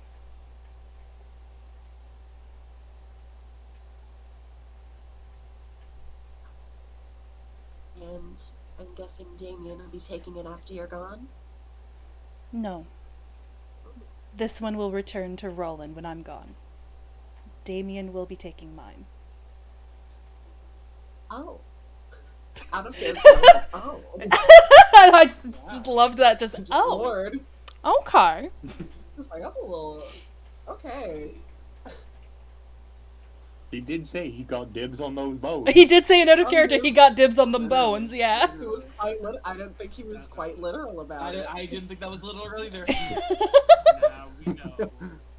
No, he's taking mine. You know, so that's Ayo? Sorry. wow, learning so much. But yeah, like I think at this point, Finn would probably realize that they've just been like huddled next to this woman, and they're just like, this is out of character for me. He was like, this is not. No, we're done with Gross. that. Okay, And we're just, done. step away. That's enough of that. They would just like step away, you know, back closer to Stein before like patting their dress and standing up and like giving the lady just like a little curtsy. Thank you for your insight. It was nice meeting you. It was a pleasure meeting you as well. They will nod before going over to the flock, and going to the honorably resurrected that they gave a little shock earlier, and just I'm sorry for hurting you. Aww. Aww. and they'll give him a curtsy too, or that whatever it is. he will also get a little bow before they go Aww. back to sign. And look around at this point. Like, I think they'll make it seem like they're leaving, but they just like turn a corner and like go around, start going around and like surveying the area of the church to see if they can find any more hints on the person who did this. Alright, yeah, feel free to roll me an investigation. The DC will be incredibly high due to the amount of time that's passed and the amount of evidence the rain has washed away. I can do this. I'm smart. We have the D10 Oh my god, inspiration. a 21. Oh shit! Oh. Sure. Main peepers. Main I peepers. whispered the roll by accident. I'm sorry, but That's okay. I get to see it still. Unfortunately, you are still kind of unable to pick things out. Can I give? Explore. Can I give the D10 to Mio? If you want to expend the D10 at this point. Yeah.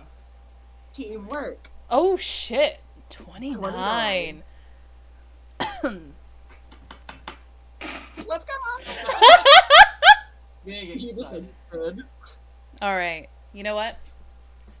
As you skulk around and do your best to look for any evidence, trying to see if you can pick up the trail of faint footsteps that you saw, or footprints that you saw this morning, but you were unable to pick up those footprints in the mud after it's been washed out by all this rain, and the amount of movement that both Nemphra and Damien have done in order to repair the flock.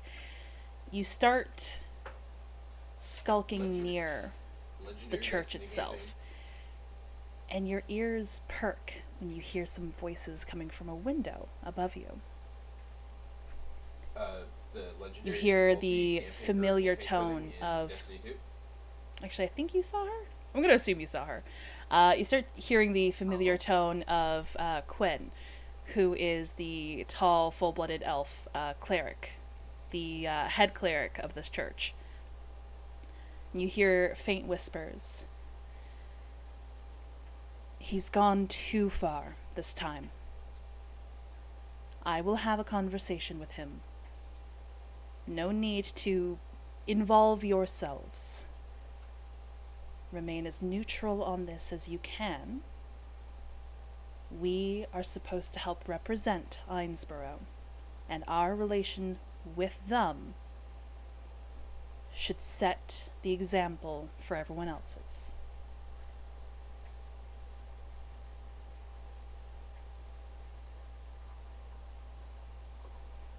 That's all I can give you. Oh, I see. Well, I guess I hear. But yeah, question. Mm-hmm. Also, going along with this, is there any like trees and stuff around this place? The church? There are some trees sort of on the outside of the courtyard limits. Not really something you can climb nearby, though. Okay. Yeah, just wondering. So, There are, however, there are stone pillars that sort of make up the foundation of the church. So if you wanted to Assassin Creed your way up, the lip of the windowsill might be big enough for you to perch yourselves on with a successful acrobatics or athletics. or would I have a disadvantage because it's raining? No, I'll just say that the DC is higher.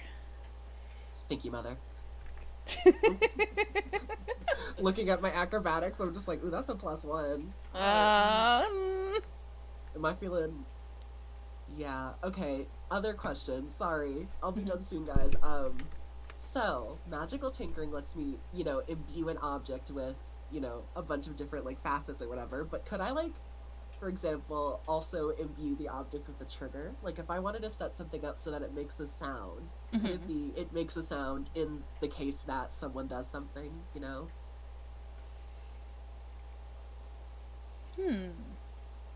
Basically, I'm wondering if I can make an alarm. You know what? I'll say, what's your spellcasting modifier? Is it your wisdom?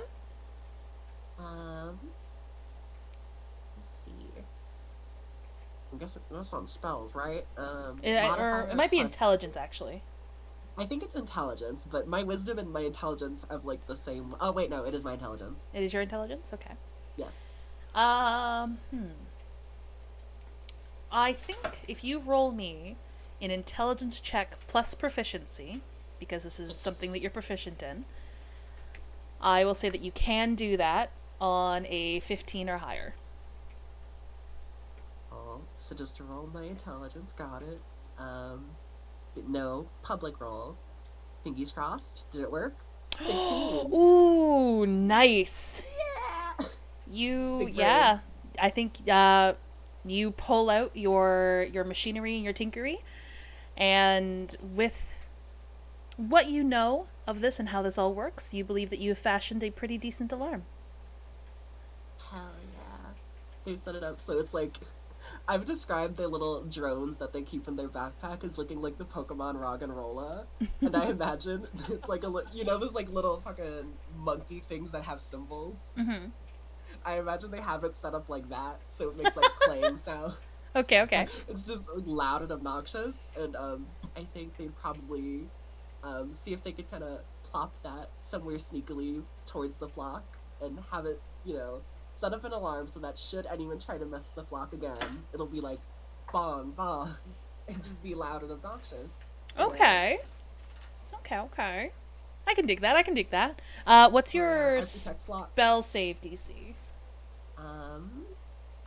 Let's see, 13. 13.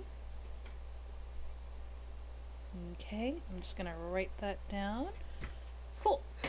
A car alarm. This little thing. All right. And is there anything else you'd like to do around the flock? No, I think that's it. Just setting up my little protective measures for new friends before they go back to the tavern. All right. I think right now might be a good time to take a 10-minute break. If everyone's okay with that. Good.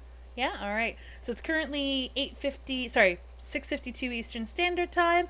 We'll come back at 7:02 Eastern Standard Time, okay? Whoa. Alrighty, BRB everybody. BRB.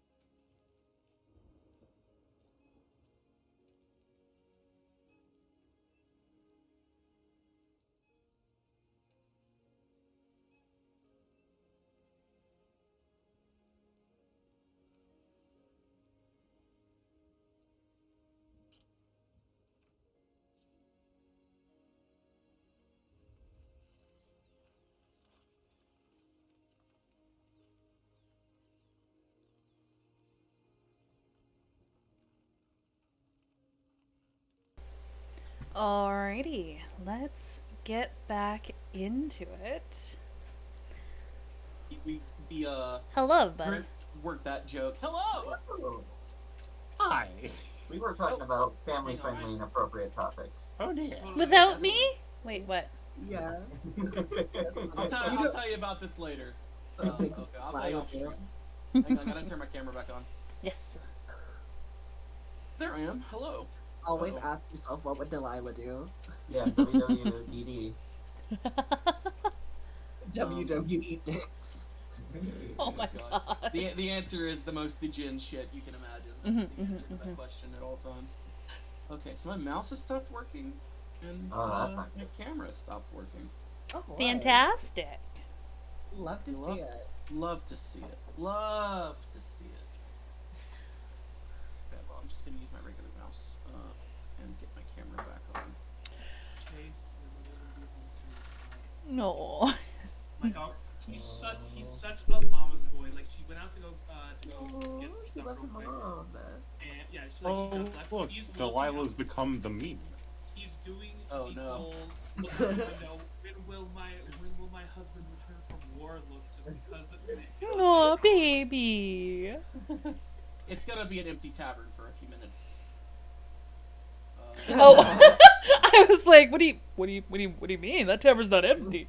Ah, I get I was like, I have a bus. now. Ashton's taking a piss break.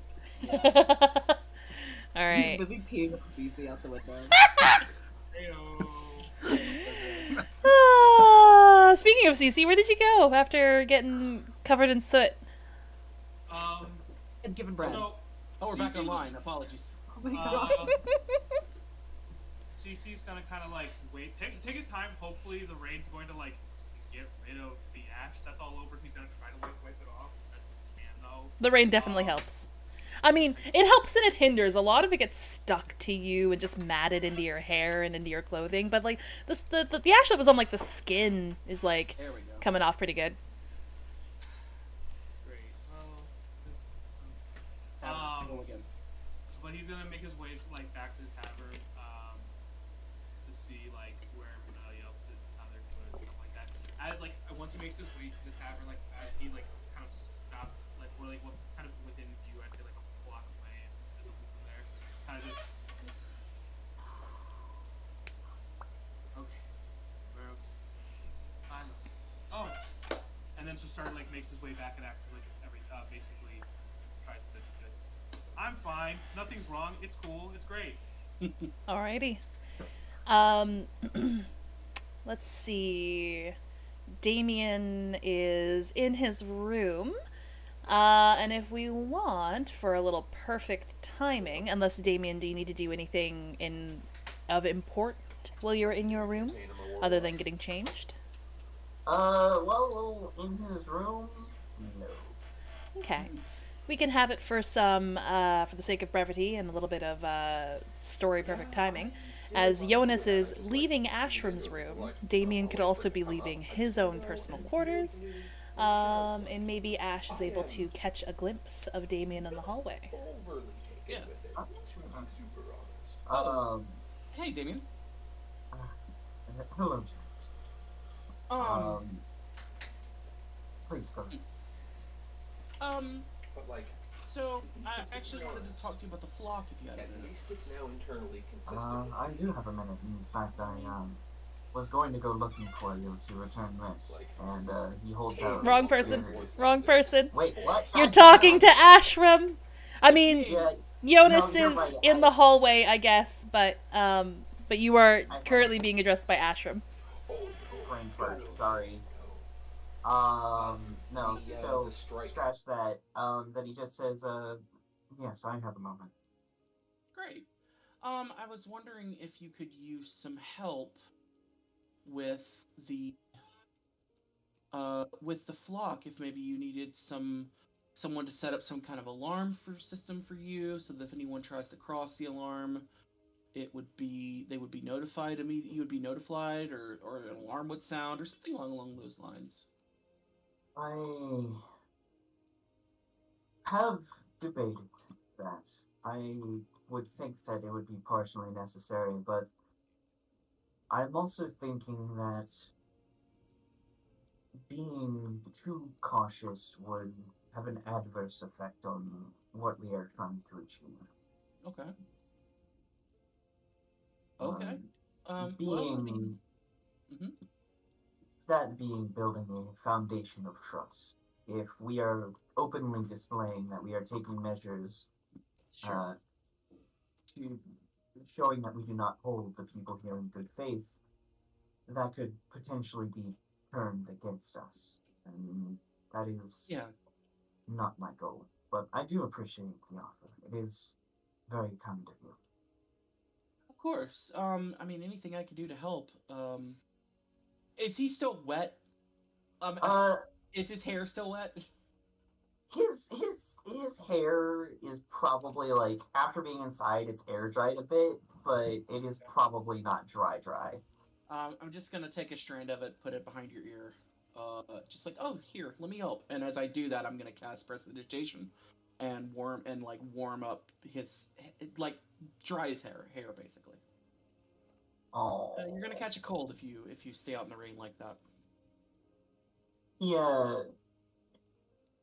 I ship it. He like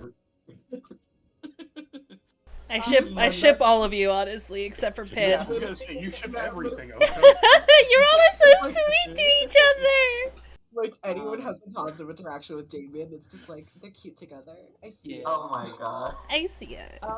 Also, if you don't mind, if you have some time, I'd like to maybe compare notes with our spell books. I heard that you had a spell book and that you were a proper wizard.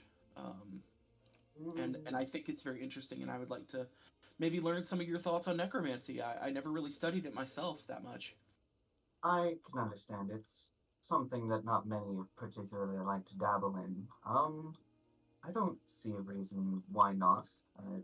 Opportunities like this don't particularly come up often for me, although I think you might be a little bit disappointed to find out that I don't actually have a classical education in wizardry. I mean, hedge mages exist; it's a thing. I totally understand that. And I'd be more than willing to teach you a little bit of what I know, if you would like. Maybe I'm help you always, get up an edge up. I'm always willing to discuss theory. The pursuit of knowledge is a constant endeavor, and I try to keep my mind open to new experiences. I knew I liked you for a reason. He chuckles and he says, I appreciate that a lot. I genuinely, all of you have been very welcoming, and to be honest, I was not anticipating that when I first arrived here.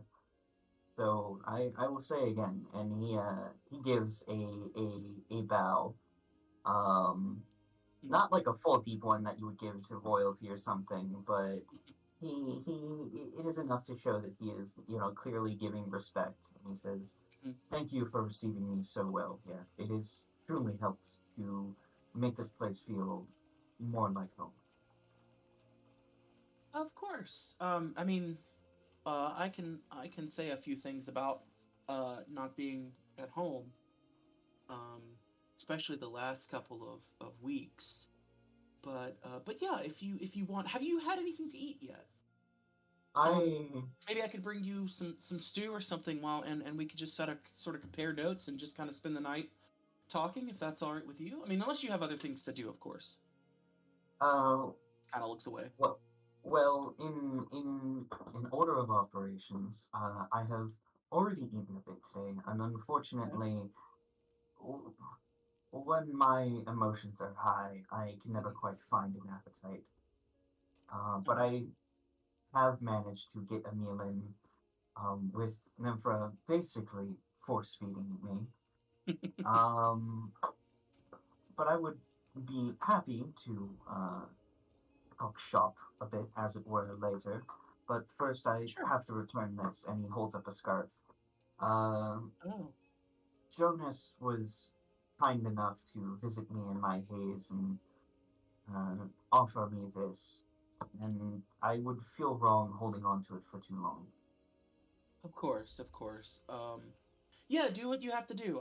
Just come knock on my door when you're ready to talk, and we can compare notes and just kind of look over each other's spell books if that's all right.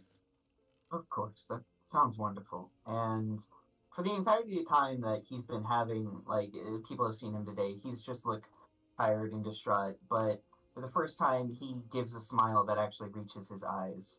Um, and he gives a slight nod of the head. And he says, I'll come back to you once I've taken care of this business. Okay. No rush. Take all the time you need. Of course. And I'll And head back to my room. And then Damien goes to pursue the location of Ionis. Where did Jonas go after being done with Ash? I think he's still like hand on the doorknob. Oh. Like was about to enter his room when he heard his name being mentioned. His little fishy ears perk up. Jonas, don't forget the way the wand lifts when you cast the cantrip. It's important. You need to make sure that your wrist goes in the proper direction. Okay. Yeah, gotcha. All right. I head back into my room and shut the door. All right, Damien's now in the hallway with Jonas as well. Perfect. Damien again chuckles a little bit, and again for Jonas, even though Damien still kind of looks like crap, it is almost a world's difference. You can see that some of the humor and the Damien that you are more accustomed to has returned. He definitely still seems possessed by a mood of melancholy, but he is at least in better spirits now. And he says, I just wanted to say thank you for lending me your scarf. I apologize for not being more, and he just kind of makes a gesture at his head, present when you visited earlier, but I was lost for a time being. I understand. And you did a fantastic job mending them, from what I've seen. Thank you. I tried to do what I could. Seeing them like that, and as he says that, you can see him become a little bit more distant in the eyes again for just a moment before coming back. I was not myself. You were the person the flock needed in that moment. I wouldn't like to think so. I wish I could have done more to prevent it happening in the first place, but one will go insane contemplating could've, should've, and would've. So, on that note, on acting on what I can do right now, he holds out the scarf to Jonas. He says, I can return this to you. Thank you very much. And he begins sort of wrapping it around. You see his one gill sort of still slightly bruised. He's wrapping around much more quickly than the other. But he says, again, I've said this before, but if there's anything that I can do to be of assistance, please do let me know. I am limited in the capacity of what I'm capable of accomplishing, but if something is within my power, I'm more than happy to be of assistance. I really appreciate it. Thank you. But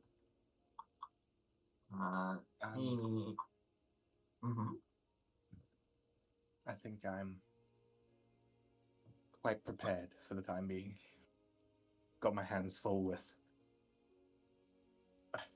Asherim. Yes. As he holds up his notebook and the little practice wand. I heard a little bit of that. Are you attempting to pick up wizardry? Arcane and more scientific arcanum in general. Maybe not exactly wizardry, but we'll see what I can do. he looks up and sorry. He, he he looks up and he says, and he puts a hand on Jonas's shoulder and he says, while understanding the theory and the cold hard facts of how magic functions, an important thing to understand, and the cornerstone of that belief, the one of the fundamental lessons that has helped me grasp uh, the arcane, is to remember that a fundamental part of how magic functions is your belief in it. Your perception of what you deem possible, it can influence what is possible. So, whenever you are casting, try to hold in your mind and your heart what it is you are trying to do. I believe very strongly that one cannot perform a magical feat that they do not earnestly believe in. So, in your pursuit for arcane knowledge, and he lets go of your shoulder and presses a finger to your chest where your heart is, and he says, cast not just with your mind, but with your heart as well. You just hear Ash through the door. Bullshit! The heart has nothing to do with it. It's all mind. That's not real. I'm just picking Okay. Being a fucking Ash, you're contrarian such a over here. hater. That's not true. That's false. You're setting him up for failure. Sorry. You're ruining him. You're teaching him nonsense. Don't The corrupt temptation people. to just like waggle a finger and lock Asherim's door. Ashram, it's more of a science than an art.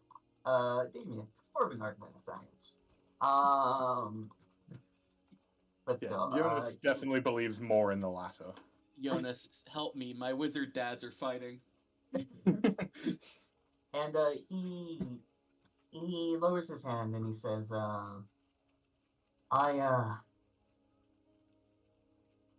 I'm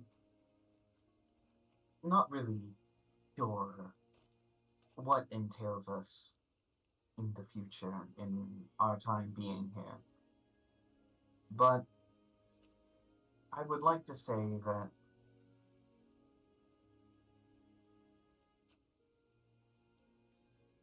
I do hope that in time we might be able to get the opportunity to get to know each other a little bit more as friends. And he tilts his head a little bit and gives a slight but genuine smile. Jonas responds with an immense grin. I'm happy to have met you, Damien. You as well, Jonas. You're a good person. I'm happy our paths were able to cross. May they converge many times in the future. And he goes and he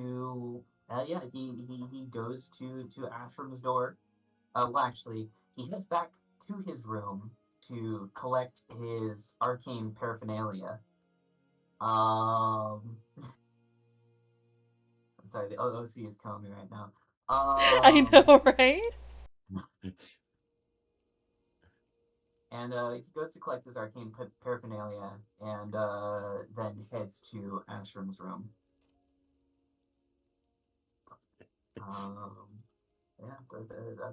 Other than that, that's me. I want you to know how hard it is for me to not say that Ashram is lying on his bed with his shirt off when you come in, but I don't think that's my bed. It doesn't happen. That's not a thing. Is he winding down for nap? Is he winding down for the night? Ashram has a whole nightgown and cap. Yeah, literally. He's holding like a little candle on a light. I look like a stereotypical Charles Dickens character, like what's like Merlin from The Sword and the Stone, like full robe, hat, like bent over a little bit, just like ready to go. He's dressed like Wizard Mickey. Wearing his sexiest fucking nightgown. I will say Damien is probably decked out in his like nighttime linens, which is just like very loose fitting, baggy cloth pants, probably held together with a rope around his waist, and then just a very baggy linen shirt. So my hope mechanically for this is that we could share our like first level spells. Oh. If I could get like a combat cantrip, like swap out one of my cantrips for like a combat cantrip. But like if you want to roleplay this any like whatever you want to do, like let's fucking go. I'm down for it. Would, because this is probably going to be a little bit more complex than I think you were hoping for. Okay. Well, in order to copy over... Oh, I almost made a big fucking oopsie. Sorry. I almost opened my lemonade upside down all over my keyboard. Oh, that is not good. So yes, I think to copy spells over into your spellbook, you need special paper and special ink, correct? Right. Yeah, that's right. I keep forgetting that part. Do you... Yeah, I don't think either of you have that shiz. Well, there's more to it than material costs, at least from Damien's point of view.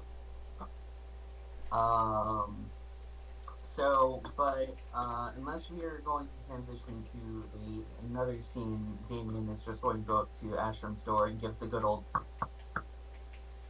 Come in! And Damien opens up the door, and he says, yes, I've concluded my business. I believe I'm ready to discuss magical tidbits, as it were. Sure. I think Ashram is probably just journaling some of the stuff that he and Jonas talked about earlier. Just sort of like, because anytime he's teaching, he's also using it as a bounce board for his own theories. Mm-hmm. So some of that stuff, he's like writing down now. He's like, yeah, what are you interested in? What can we talk about? Well, from my understanding of it, you more so wanted to learn a bit about how, well, my studies, but I would like to also take this opportunity to get a bit more understanding of, well, who you are, I guess, your measure as a mage. If I may encourage this be either paused for us to return to, or if you guys can take it to the in-character chat in the Discord, just so we can move on to somebody else as well. I love the roleplay, and I feel really bad cutting people off, but I do want to make sure that other people get some time to shine as well. 100% I'm willing to put, like, a hold on it to let somebody else have time in a scene. But this is something that I do want to, like, talk out. I fully expected this to be just like a we spend the night talking situation. Okay, like, okay. I didn't expect to have a full conversation, if I'm being real. Okay. And there's an important thing I want to go over. But... Yeah, let's talk about it in character chat. How about that? Mm-hmm. In the Discord. All right, Pin. Where do you go after finishing at the with the flock?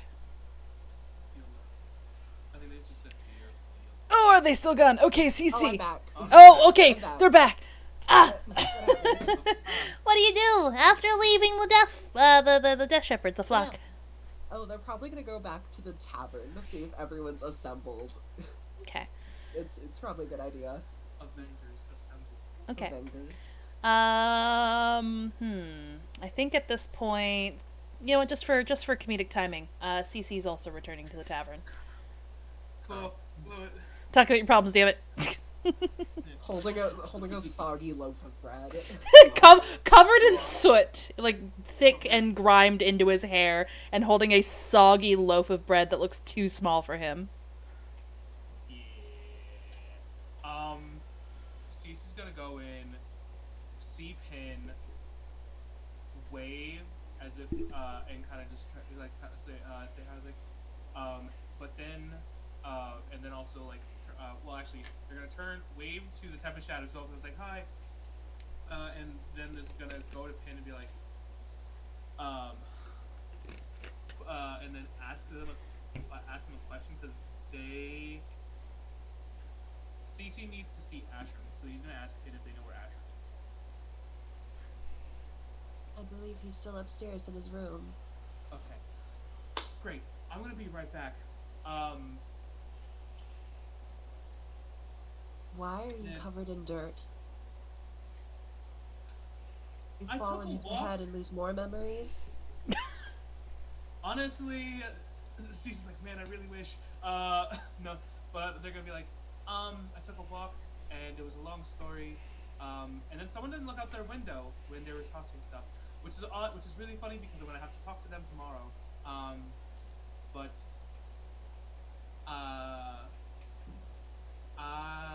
afterwards,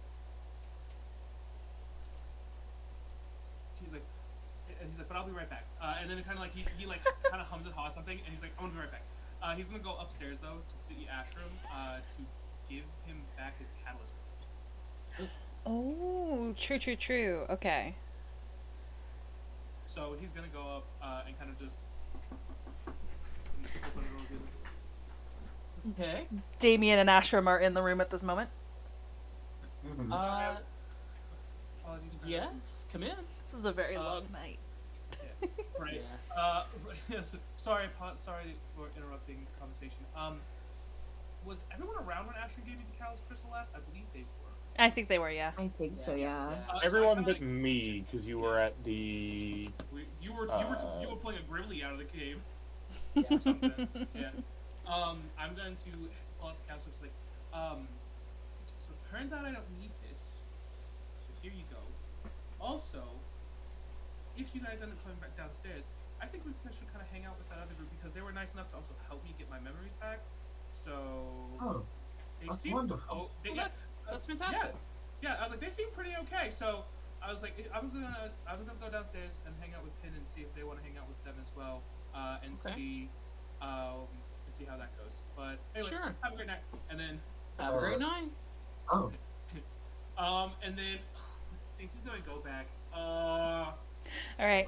I guess, well, Cece basically approached Pin for a moment and then vanished again. Sussy as fuck. Pin, you'll hear a familiar set of jangles behind you. Oh god, it's the pretty lady. It is the pretty lady. Hi. How's it going, little one? I don't think I properly got your name yet, did I? I believe I introduced myself earlier, but I could do it again. Yes, My name please. My name is Pin. Nice to meet you. Oh, it's so cute. Thank you so much for telling me your name again, Pin. Did you want to come over and sit at our table? It seems like your friends left you. They'll like, yeah, they'll nod. This lady's cool. Ooh, better than the guys who abandoned me at this table. We're such terrible Poor dads. Pin. Oh. But yeah, they'll go and follow. They'll just hop off of their chair and beckon Stein to come with them. Alrighty. You go over to the table. Did you need me to re-describe the femme fatales? Please do. Okay. They will also, I'm just going to say that they're going to introduce themselves as well as you go over to the table this time around. So we can actually start putting names on these people. Alright, thankfully I wrote down their descriptions so they can be consistent. So first and foremost, you obviously already know Lilith, the tiefling there. Then you're introduced to Calantha Blackwood, or Callie for short. Calantha is a strikingly beautiful half-elf with high cheekbones and a sharp, elegant jawline that accentuates her delicate features. Her long hair is a cascade of silky gold waves that fall down her back like molten gold, and her piercing green eyes seem to sparkle with almost a mischievous glint. She is lean, athletic, and moves with a grace and fluidity that draws the eyes. Her clothes are always the finest quality and often adorned with intricate embroidery and sparkling jewels that catch the eye, or catch the light. Then you have Rivena, who is a lithe and agile human woman with short jet black hair that frames her sharp angular features. Her piercing blue eyes seem to be consistently scanning the surroundings, always looking for an opportunity or a threat. She has a lean, muscular build, honed from years of training and honing her skills as a rogue or assassin. She moves with a graceful, fluid motion, seemingly able to melt into the shadows at will. She's clad in a tight-fitting leather armor that allows for maximum mobility and stealth, and carries an arsenal of deadly-looking daggers. Then we have Eris. She is tall and again lithe, with sharp angular features that betray her drow heritage. Her skin is a deep obsidian black, and her hair is long and flowing and white, fresh as snow. Her eyes are a piercing red, glowing with a menacing light, and she wears dark robes that hug her form, adorned with intricate silver and onyx patterns. In her hands, she wields a long, twisted staff, the tip which crackles with a blue and purple energy. And then lastly, we have Morgana. She is a tall and imposing human fighter with a dark and ominous presence. Her skin is a rich, dark brown with high cheekbones, full lips, and piercing eyes that seem to glow with a fierce intensity. Her jet black hair is intricately braided in thick locks that fall behind her, adding to her intimidating presence. She wears a suit of protective armor crafted from sturdy leather and chainmail with spikes and studs adorning the surface. The armor is reinforced with powerful magical runes and sigils, granting her added magic defense from both physical and magical attacks. She's also wielding a wicked-looking sword that she carries with her at all times. The blade seems to glint with an eerie purple light and is... not reading that path. Okay. Sorry. I almost gave too much information. But yeah, that's who we have. Now y'all have names. The most intimidating group of women I've ever seen, and then Lilith. Lilith is, yeah, she's definitely like the fucking Pinkie Pie of the group, man. Like, she is bright, she is loud, she is like friendly and welcoming. Yeah, I think they're definitely getting the vibe of just like, I'm just imagining it's like an anime, and it's like as soon as you look over to that corner of the room, the sky just like darkens, like, the ambiance just shifts entirely. They're like slightly intimidated by these women, just like hiding behind Lilith just a bit, but Stein is just like bounding behind them, just shaking the floor. Yeah. And then he like does a big wave. Yes, he does a big wave. Yes, him. As mostly everybody you've encountered at this point, Stein definitely garners a bit of attention. You see most of the women sort of eyeing Stein a little bit before Calantha is just kind of like, did you craft that? Yes. From a furnace I found in an old building. That's very impressive for somebody as young as you. Just slight blush. Where did you study? Oh, just here and there, reading books at home. Self-taught. Very, very impressive. I like this people more than my team already. That's JK. valid. That's understandable. Damn, pin swapping teams. Oh no. They got fashion and they know how to properly compliment people. We can't do it. Switch up. Hey, I'm gonna say Mio drew you all fucking fabulous as heck. You all have fashion. True. That's true. If Pin does leave the party and joins them, just instead of dropping Pin from the stream, just drop the rest of us and have a stream of them.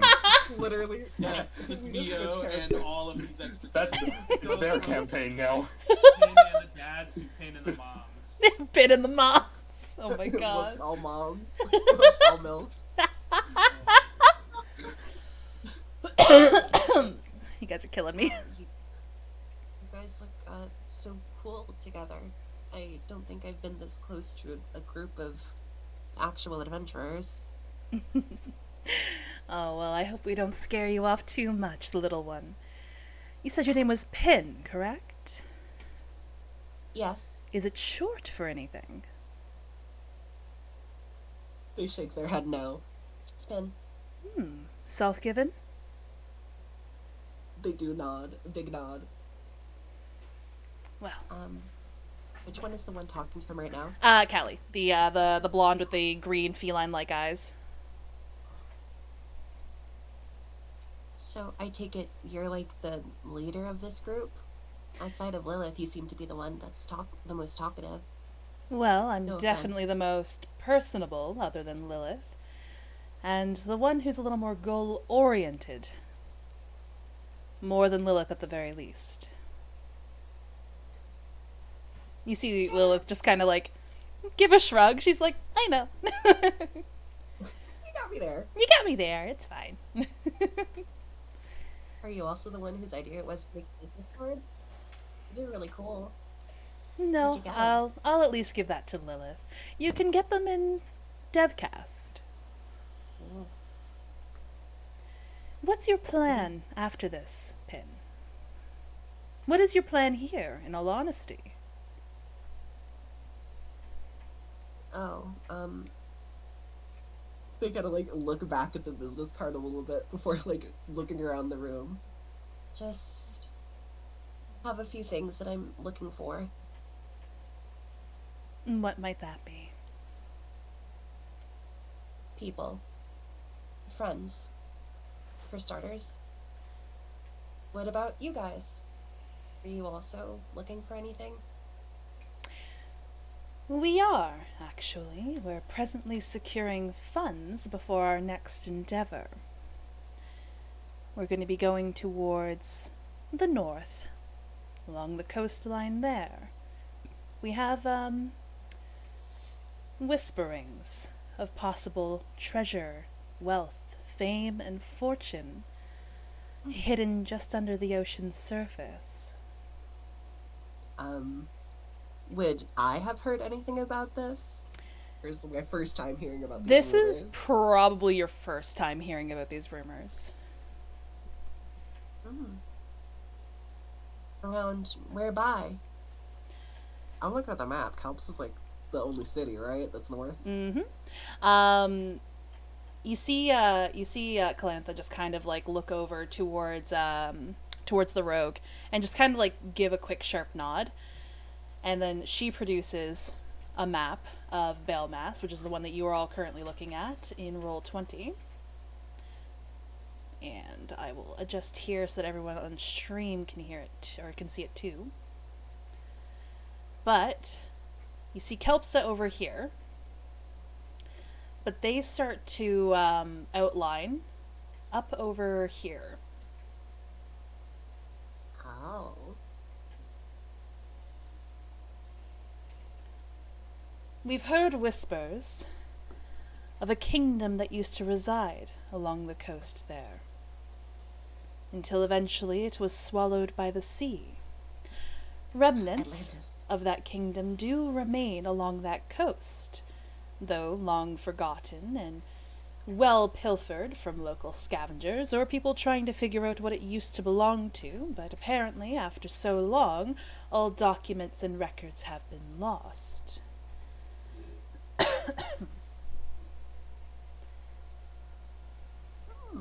Okay. Well, I may not know about this rumor, but they have spent a lot of their life reading like fairy tales and shit like that. Does that ring any bells? Because that sounds very fantastical.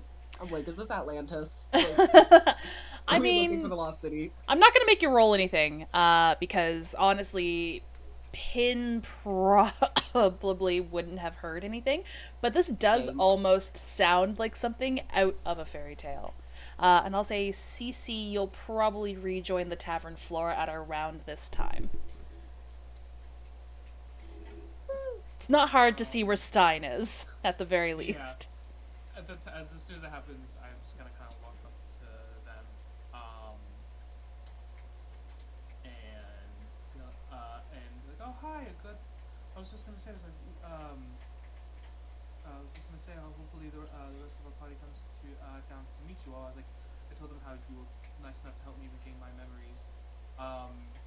And then at the mention of that, they kind of, CC kind of looks out there and said, Ken, apologies, don't mean to pull you away from everyone. Do you have a moment to talk for a moment? I'll look back over at the team of the cool ladies and just back at Cece before they're like, Yes, I mean, I suppose so. Okay. See you guys in a few minutes. and they'll wave. Take your time, Pin. I like them, they're nice. They are, yeah, like, they were really nice. I was like, they helped get my memories back, which is what I wanted to talk to you about. And then like once we're kind of like out of earshot, whether we go like towards another table or like wherever it may be, CC asks us like, Pin, I don't know if I ever asked, why did what happened to Stein's arm? Like, why is it gone?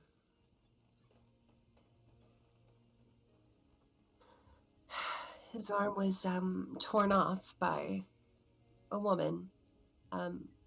Gladys Nevermore, I believe her name was. I think she was discussed by Ashram and his friend Emmerich. She was talking to me and my friends to recruit them into some sort of guild. The Ivory Talons, I believe they were called. And she didn't exactly appreciate my insubordination. Okay. So it was because it was because you didn't want to join her? More like because I refused to give her the things we retrieved until my friends returned safely from their adventure. You know, the things she deployed them to do. Okay. I just wanted to make sure because I remember from my memories I got back, I remembered seeing you all earlier, and I'm trying to figure out what happened. Their eyebrow is just slowly raising. I'm sorry. I wanted to make sure because I remembered what happened, and Then, I if you was remember, worried it was my fault. in what way would this have been your fault? Stein was guarding the warehouse, was he not? Indeed. Was Gladys upset, or did Gladys talk about anyone breaking into the warehouse? From what I remember, I don't believe she would. She never mentioned we broke in. Yeah, no, she she didn't mention anything about somebody breaking in. Even if we she did, did, but he's like, I may have. Well, no, I didn't. May have. I did. Sneak past because as I told you when we met first, I was trying to find Marcus and the rest of you all to talk about what happened the day before, and I snuck past Stein to get in, and I just was worried that it was my fault. I was worried that because somehow I had caused it. Insight. Like he's been sus this entire day. He's been weird. Yeah, feel free to roll an insight check. And Cece, roll privately to me whether you want to use persuasion or deception. I am no fool. I am nobody's fool. I'm going. You know what?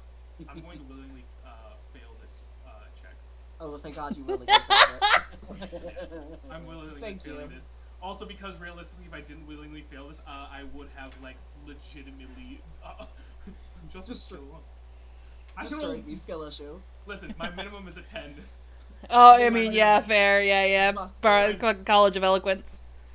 College of Eloquence is minimum 10 before I add my bonus. But if you are looking at insight, CC's looking panicked because he's convinced that it's his fault that's Stein lost. He is shaken and on the verge of tears. So let me get this straight then. you were trying to talk to my friends about. And they kind of like gesture over to you to like give more details. You're making a little circle with their hands. You guys, I kind of leaned forward. I was like, I don't know if you were part of it or if you weren't. You guys robbed a party of people, How? and it was way more. And I have multiple friends in multiple places. One of them was just so happened to be the person who was on that. Yeah, kind of just like I thought we were just sitting down, but okay. And How to not talk to a short person. yeah. But he's just like I was trying to talk to you because the person because Ross was worried, and I told Ross that I would help him, and so I was trying to find you guys. I was trying to find the Glintlocks, and when I was able to I was able to find out that potentially you guys were in a warehouse. So I was trying to find you so we could discuss what in the world was going on. Because realistically, the biggest thing was how in the world that you all were able to pull that off. I was more impressed than Ross was, but also that's Ross's job is to not be impressed at crime. And um, and and so I went in and stuck past Stein, and then I was kind of found out, and it did not go well. And then I met Gladys, and then I remember, and the next thing I know, I woke up and I forgot everything until now, and I was just, I'm sorry, I don't, I don't want anyone to hate me, and I was worried that it was my fault Stein doesn't have his arm, and I don't want you or Stein to hate me if it was my fault. I think Tin's expression doesn't change all throughout. You know, they typically remain like very neutral, but like the more you get on, like the more like pathetic. Sorry, lack of a better term. The more pathetic. No, you're correct. The more pathetic you look, yeah. It's a valid description. Yeah, their expression would soften a little bit. Like their posture would shift. They would start to just look a little less fishy and suspicious of you before they're just like, Well, I mean, it doesn't look like you really had anything to do with it. Gladys got you as much as she got me, so. And they'll just like give you a shrug. I guess it's good that my friends had someone who was trying to look out for them. That wasn't me. Wait a minute, are you the one who opened the door and let Stein in? No. I went through a window. How did he get in? We just both look over to Stein, and Stein just kind of waves like, hi. It just beeps. Yeah. I have a feeling Stein has a lot of surprises for us. But yeah, I thank you for letting me know. And if you ever want to, apologies again if I say things without telling the whole truth. I will try to be honest with you as best as I can. I do kind of have an issue with speaking. I don't like making people upset. So sometimes I say things to avoid people getting upset without realizing it. And it may not be the entire truth. Well, the more you hide the truth from someone, the worse you make it when you actually tell them what was going on. You're just digging the hole deeper. Cece just immediately. Cece's just like, yeah. Oh my god. The one line that's already too far. Well, like I don't even want. I'm like, well, now you're making it too obvious that you're hiding something. I'm not even gonna insight check that. They're gonna do the parent. Yeah, they're gonna do the parent shit and just let you talk. Just let you come clean when you're ready. Well, yeah. But with that, Cece's kind of just breathes. He's like, okay, well, now that that's over, I feel a lot better with that because I will be honest. I almost wanted to vomit when I thought I caused Stein's arm to be off, and so that makes me feel a lot better. Shall we go hang out with them now? Because I still need to properly thank them, considering the fact that they gave me my memories back, even though these are terrible memories. Oh. and they'll gesture over, just gesture over for us to go and join them. You had me thinking this was gonna be so much worse than it was, Cece. Listen, I legitimately thought that because Cece broke in and got past Stein, that like Gladys was just like, you let someone in to the secret operation. Yoink. That was my whole thought process, literally the entire time until you just told Cece. Literally, little did we know that Gladys didn't care that you were there. I mean, considering she dealt with you, so you were trust. You will be dealt with. You were just an inconvenience that she squashed. But then if you broke in through a window, how would Stein get in? Stein passed an acrobatics check. Only Stein will know. And he will never. Stein doesn't have eyes, but you get the feeling that when you ask that question, Stein kind of just winks. Just does a fourth wall break, winks to the audience. What we don't know is that Oko had a secret session 0 with Jer playing Stein. we don't know none of that shit. We don't know what happened there. The secret life of Stein. We cut back to the warehouse building and there's just a Stein-shaped hole in the side of the building.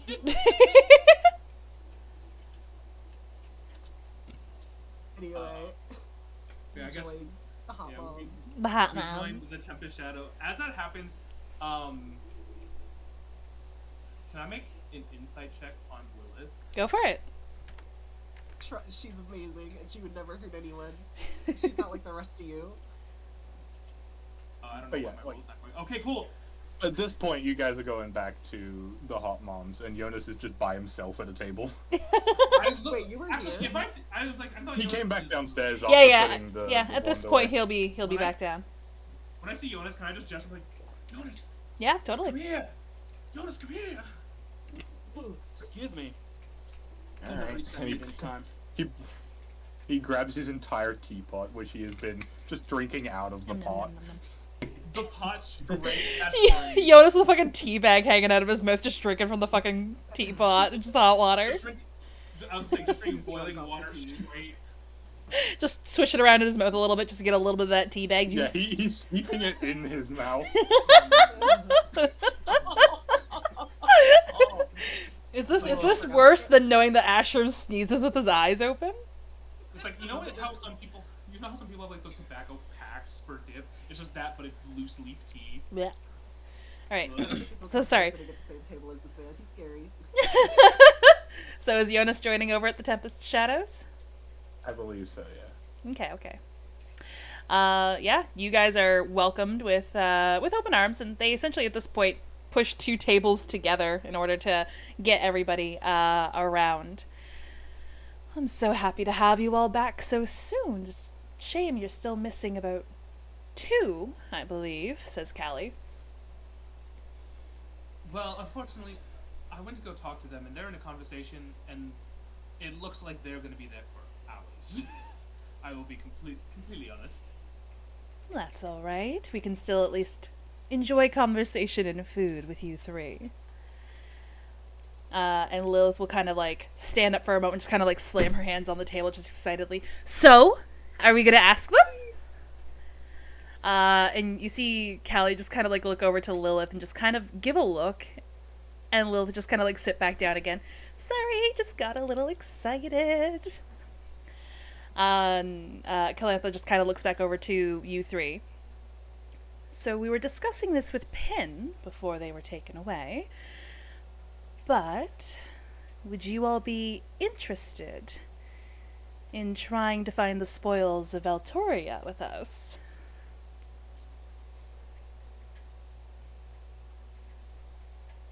Oh, sorry, I guess I should explain to you 2 as well. There's rumors and whispers that we heard of a city about north-east of Balemast, along the same coast as Kelpsa, but quite a bit of a distance from there. Apparently long ago it stood mighty and proud until eventually it angered the skies and was swallowed by the sea. Jonas's face just goes dead white. I'm not going to lie, and she'll look over to Jonas.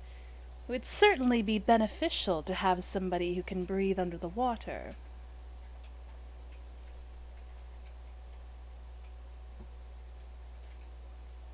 Where exactly is it located? They will, Produce the map. yeah, map will be produced once more. And, you know, I'm actually just gonna leave a cycle up here, where it's cycled on the map. Okay, that doesn't fit the description. We should be okay. Description of what? I know someone who apparently used to rule a city that is no longer extant, but Oh? it, Care to share?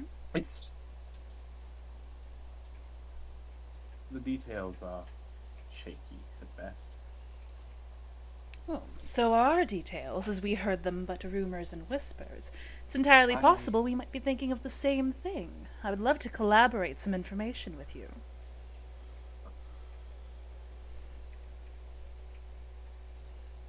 Well,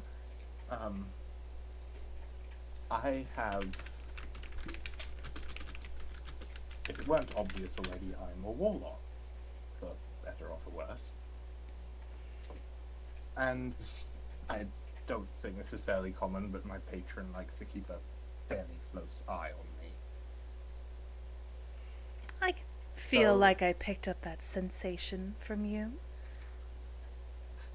You and I might both be similarly gifted, we'll say.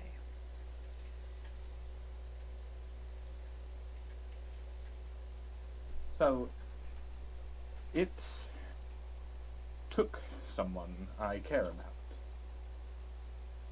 And it keeps referring to him as the Forgotten King. But not. It's not him. The man I knew was a sailor, a captain. He was far from royalty by any means, but it does detail a sunken city to me fairly often, but I don't think it was off the coast of Baelmas. Just how many sunken cities are there? Oh, there could be many. There's much that we don't know about the history of this world at the very least. I mean, dragons simply vanished about 1,000 years ago, and documents on what our world was like before are very hazy, very few and far between, very difficult to come by. I don't. Do you happen to know the name of this forgotten city? I don't believe he does, but I will figure out how to roll for you, or I'll roll it publicly. Yeah, you can do publicly or privately. I mean, I would prefer privately, Oh. but publicly. If you go to settings, there's an option to toggle. Okay. I've never used Aurora. Oh, okay. No, that's definitely not my character sheet. That has a 30 in dexterity. Nice. Excuse me? How did you access a character with 30 in dexterity? I have a character with 60 in almost every stat. It's a long story. Right. Nice. Yona. What kind of fucking games you get up into? He was not a good person, and he had several Philosopher's Stones. Oh, I see. Oh, there it is. Anyway,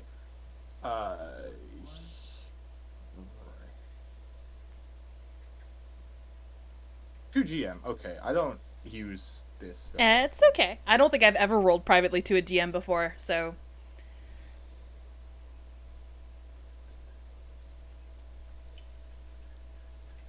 There's your goofy number. Okay. Thank you. So yes, I would love to collaborate. The information we have, it's entirely possible we're talking about the same place. We can do that.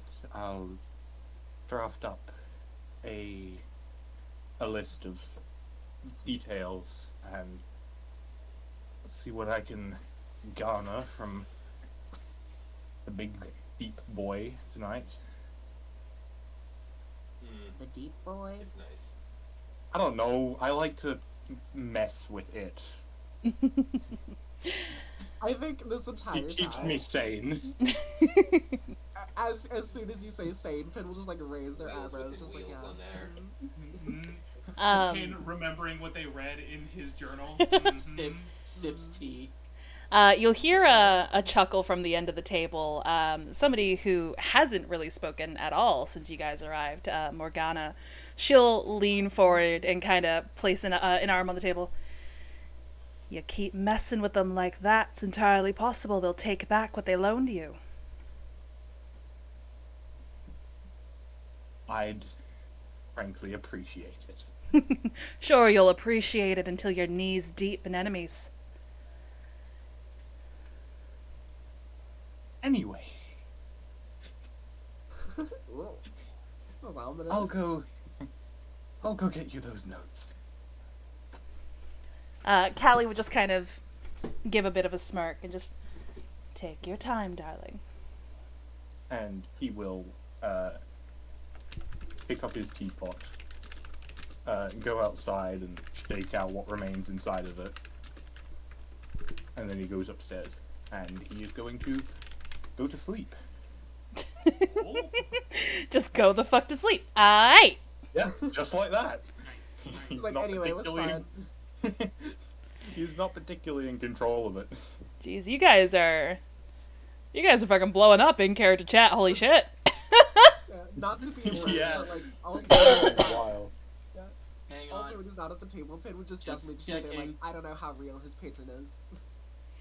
And just like sowing distrust, like I think this guy is insane. I don't- Doubt. Calantha will just kind of like lean back in her seat. Oh, patrons are surely a fickle thing.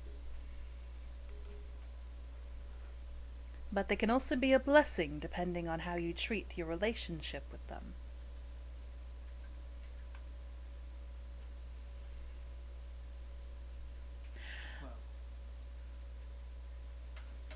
Ominous cutaway to the dream sequence. Well, I'm okay, I guess.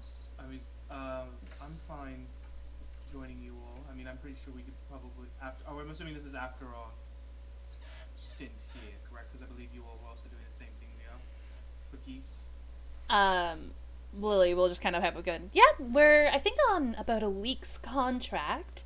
And that, I mean, it's like 100 gold ahead, so that should probably give us enough money to comfortably travel north that way, maybe get some supplies, maybe get somebody local in the area to help us out. Who knows? Who knows? But, I mean, if we get your group to join us. I mean, I'm okay with. I think I'm okay with that. I mean, especially, I mean, you did all. After all, you did help me regain my memories. So I feel bad doing it, having that be done for free. I understand. I mean, beforehand, I was going to do it. There is a cost to that. So. No, worry not. It was a simple feat for me to do.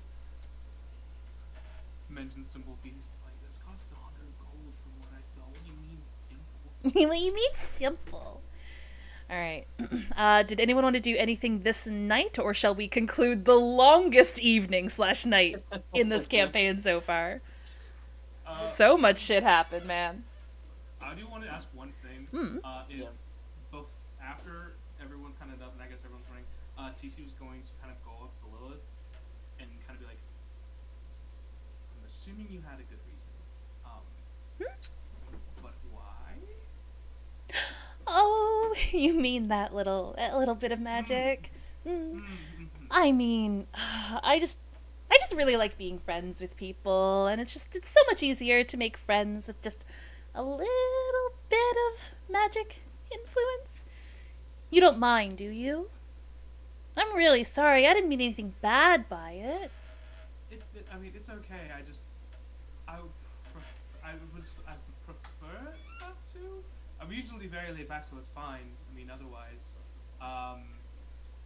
but preferably, I would ask, please, not to do that in the future. Okay. If you're so kind. Yeah, I'm really sorry. Thank you for being so understanding, though. No, yeah, not a problem. Thank you so much. And then Cece is just going to go to bed. Just a couple of things that we are establishing. Number one, Ashram's grimoire is written in Celestial. Okay. I think that's important for everyone to know. Oh, I'm getting a hydrate redeem. And no, I think just me and Damien just kind of spend the night talking. Yeah. Oh, braiding each other's hair. Basically, I mean, to be fair, at this point, Damien's hair would be a two-person job if he was not proficient in handling it himself at this point. I would say, if it's okay if we touch on some of the in-character chat stuff that we talked Yeah, about. go for it. One of the big things is that Ashram did swear to to Damien, that he would not use necromancy to harm the living. Ooh. So I am not allowed to use a necromancy spell to hurt a living person. Oh shit! You can't use chill touch or anything like that. Yeah. At least that's what I agreed to. So. Okay. Yes.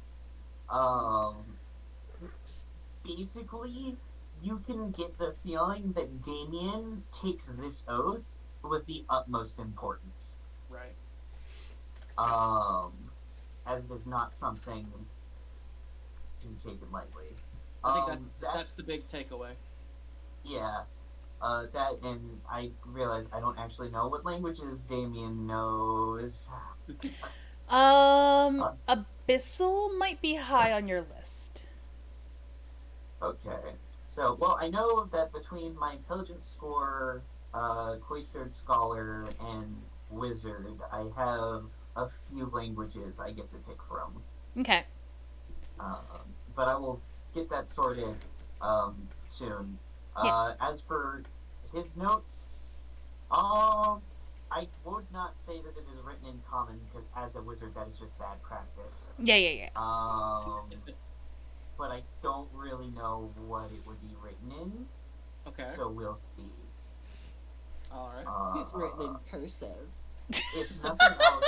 That's just Elvish. That's just Elvish.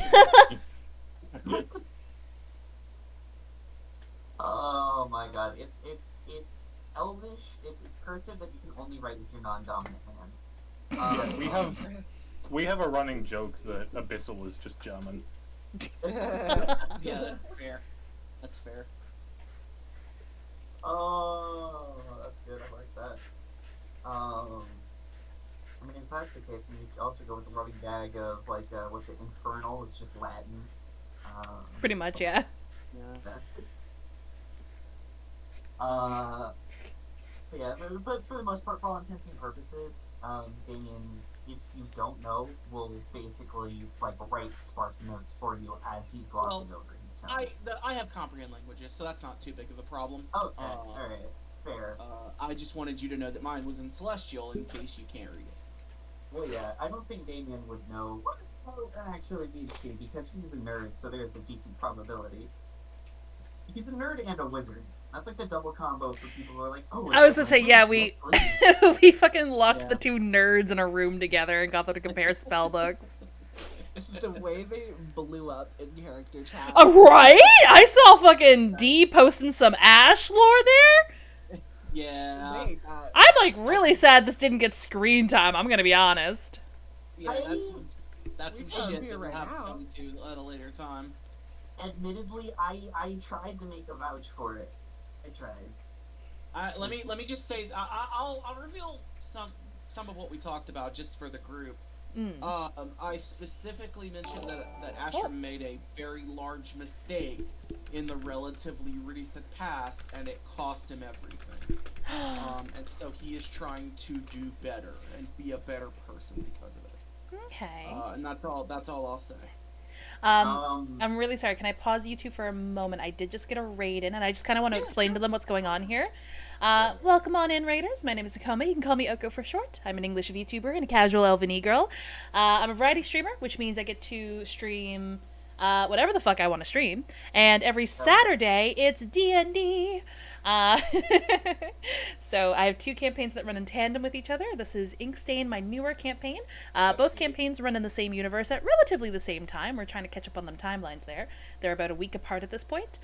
And yeah. But I do... Explain why we haven't had what happened to... Yeah. Okay, Yeah. No, okay. So essentially, like when they were in DevCast, I described at least Damien's arrival, the Death Shepherd procession that they saw going through the teleportation station. That was Nemphra and her flock.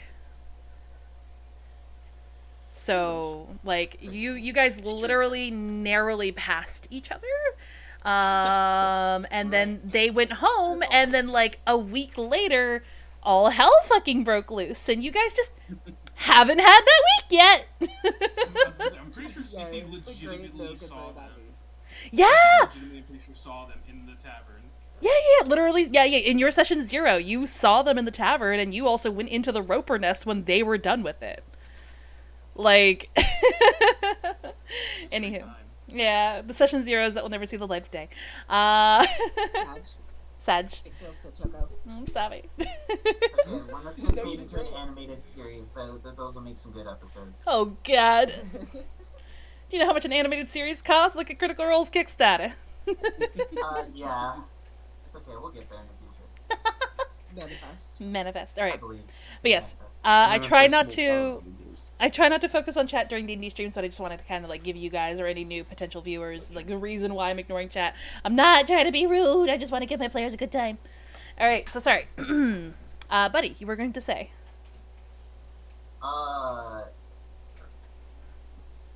This is the thing. Is my train of thought is not a particularly one that's I'm to its track. sorry. You're completely fine. I'm the airhead here. Just a himbo. I believe most of once I can just a little bit of a himbo. I was going to say the most important things gleaned from Damien's side of that is A, he does not really consider himself a necromancer. Because more of his focus lies in the manipulations of existing life energy, not really the manipulation of anti-life, which is what a lot of necromancy does. Okay. 2 is, I don't know if I ever described it on stream, but his spell tome is a thick black leather-bound grimoire with a sunflower preserved and pressed into the cover. Aww. Such a Disney princess. Yes, he is. And yeah, I think Astrum like just kind of traces the flower with his fingers as he's just sort of looking at it. It's very unique. I like this. You're pretty. Yes, it's from my home. It was actually one of the sunflowers that I grew with my mother. Aw, that's really sweet. Yes, he's actually the one responsible for most of my teachings, outside of Nemphra, obviously. He didn't teach me necromancy, that, of course, was Nemphra, but the bulk of what I learned, I would say, in fundamentals, was taught to me by my mother. I see. She was actually a professional wizard back in Tokyo before we had to leave. That's interesting. Your mother was a wizard? Yes. She's where I get my elven heritage from. My father was, well, just a baker. I entered the academy when I was really young. I don't remember my parents much. Yes. That is why we left, actually. Yeah? When I manifested Boy, do I my have a solution abilities, for you. my mother knew what would happen, and my family decided to flee. needless to say, the ordeal was So, remember how fast we were getting not the hit? best for us. In fact, we had to sell most everything we had to be able to be smuggled out of the city on the down low, and well, on our pilgrimage from that place, we actually got robbed by bandits. Oh. It happened in the night. It was very unfortunate, but afterwards, as we were essentially destitute, it was actually a shepherd operating out and about in the world that, well, took us along with them on their return trip back to Vermont. And it's because of that that, well, we were able to get our second chance at life. It's actually why I decided to become one. I feel like I owe them. That's understandable. Oka, tell me, I'm gonna join a Ukraine. is there any compensation for the families whose children are taken? Not particularly. It is, you have the honor and prestige of knowing that your child will be raised in the most prestigious and competent magic academy in essentially the world, and that they will not be a danger to society. They did. And It's an emo pack. It's an emo pack. Are children allowed Go to to the store. see their parents? I don't think And we've it's- ever it's sat down and literally- talked about that. If their parents wish to have a relationship with them, that can be arranged, but essentially, your interactions with your parents are very guarded, very watched until you reach a certain stage in your training. But again, that's all on the child if they wish to have a relationship with their parents. I think this is probably a moment that Ashram hasn't had before, where he realizes not only did his parents not care for him enough to take him out of the city, or at least that was the original theory, but they didn't care enough to want a relationship with him. And I think that makes him a little bitter. Episode 5, and I've like crushed what, 3 of you? I don't think he's crushed. I think it's more of just like it kind of sets in. It sort of puts Damien's story sort of puts in perspective his own childhood. And yeah, he finds himself a little jealous of Damien's, even the tribulations and trials they went through. He finds himself a little jealous of that in the moment. And he nods and listens to the story, and then he gathers himself and he says,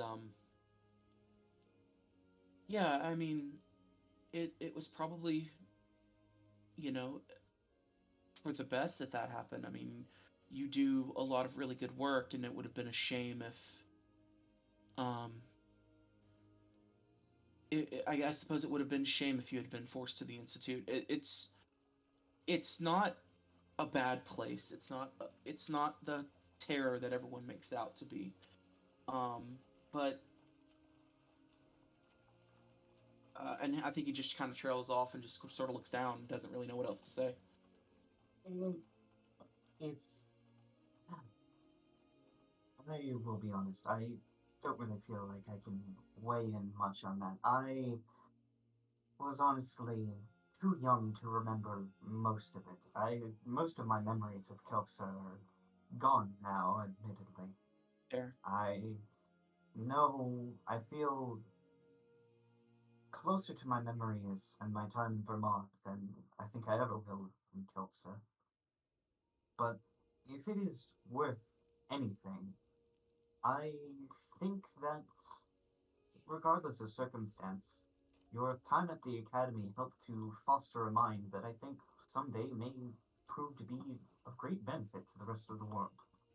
So, regardless of what misfortunes you may have endured in your time there, I think that the person standing before me that was molded from those experiences more than make up for it. I appreciate that. It, I appreciate that. And I think that's what kind of where he trails off. Um,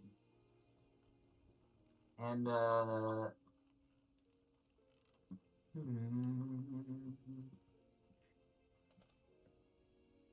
I will say that after he realizes that Shrimp is kind of caught up in his own thoughts, and he'll say, "I'll actually, you might find some interest in this.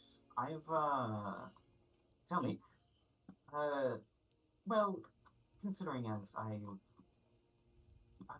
have I'm essentially homeschooled again between them from my mother and the libraries at Vermont. Sure. Most of the information I know was, well, obtained in a more focused fashion. I learned what I needed to know, so to speak. Mm-hmm. But you had a more classical education. So I was curious if perhaps you might have some insights onto a particular field I've been looking to get into. Uh, as you. Mhm. Oh, I was gonna say I can certainly look into it if it's something. If I don't know it, I'm certain I could probably find someone or some way of gathering the information for you. Well, it's mostly just a pipe dream at the moment, but as you know, a resurrection is only really capable of people who draw from a divine source or something similar at the very least. It is something that is not really available to the practitioners of wizardry as a whole. Correct. Well, again, that's kind of where my whole thesis lies, and the specialty I'm working on is finding a way to make those things accessible to wizards. So actually, yeah, I think you might have come to the right person if it's something specific you're looking for. Sort of.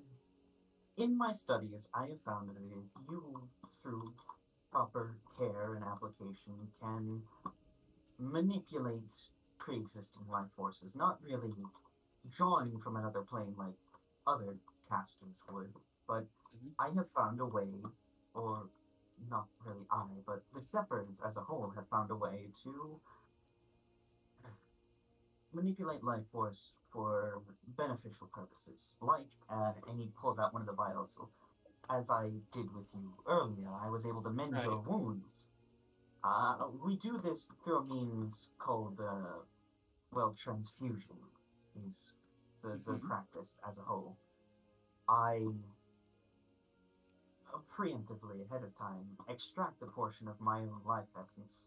Nothing serious. It's the kind of thing that you would regain through a full night's sleep. And I essentially refine it and neutralize it, remove the part of it that makes it mine and makes it a neutral, so that way it may be transmitted to another person. So, in this case, effectively making a faux healing potion, as it were. Damien, Ashram just sort of steeples his fingers. Did you give me your own blood to drink? Well, If it wasn't helps, it was my. Opal's.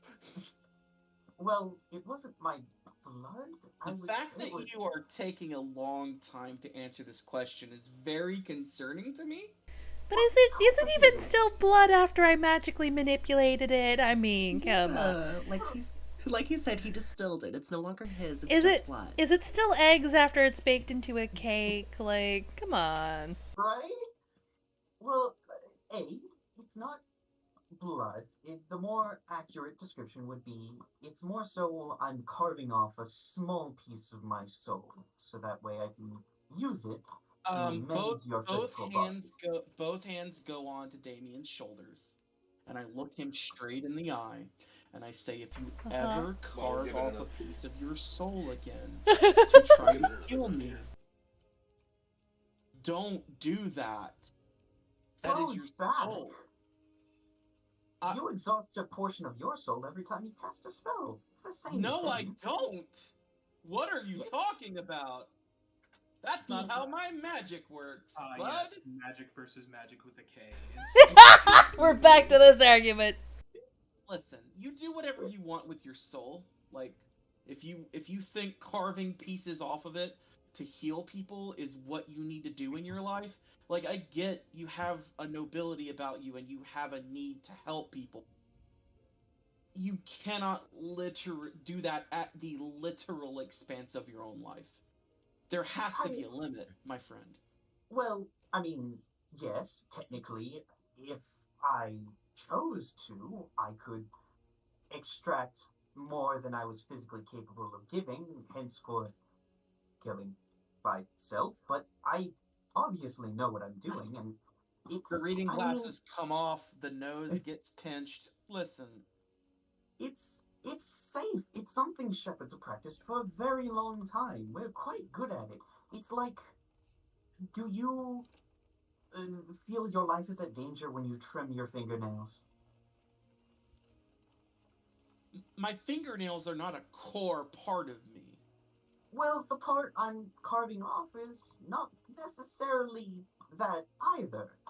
It is a piece of me that is safe to remove because it will come back. I eat, I sleep, and it'll be back the next day. You are a wizard of not inconsiderable strength. So I will say to you that you do what you have to do. But remember when you promised me that I would not use necromancy to harm another living person? Yes. Literally 5 minutes ago. Yes. I want you to promise me that you will never take more of your soul than is necessary to heal another person. Ever. He looks at you, and his lips are pressed into a very firm line. I don't know if I can... There's no one out there worthy of taking your entire soul. Or enough of your soul that it won't grow back. Do you see what I'm saying? Like, if you want to huck off renewable portions of it to heal people, fine. But I'm asking you, never cross that line. And I know that's me asking that, all about crossing lines, but I can't have you do that. Please. He shuts his eyes for a moment and takes a deep breath, and he looks up and he says, I realize that it is selfish for me to say so after making you make such a promise. But if I have the opportunity to exchange what I have to save the life of another, I will do it without a second's hesitation. That is what I believe in, and that is what my power is for. This day has literally gone on 1,000 years, and I am entirely too tired. I'm trying to wrap it up, I promise. No. I am entirely too tired to have this conversation with you about the morality of giving yourself up to help another person.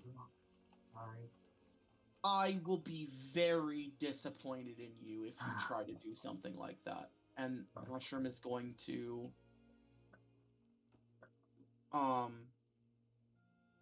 Ashram is going to put a hand on his hand and look him in the eye. Please. Just your life has value and importance, and I don't want you throwing it away for someone else. Don't intend to throw it away. I feel, I hope you don't assume me to be,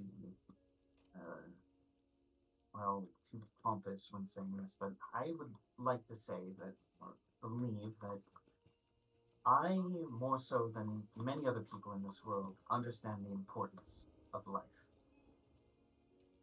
I don't intend to throw away mine haphazardly, but it is the nature of my very profession. No, the very idea and purpose behind the application of my magic. To use what I have at my disposal to save others. But I very much believe that I cannot do that unless I am unless I'm alive to do so. So it is my intent to keep being alive for probably the foreseeable future. Um, Again, I am of the school of thought in which I very well intend to live my life naturally, and then pass on what remains of me to the next generation. But until then, I have knowledge to pursue, friends to make, and food to eat. I promise you, my life will be one well lived. All I'm gonna say is that a heart surgeon cannot remove their own heart to give it to someone else to transplant.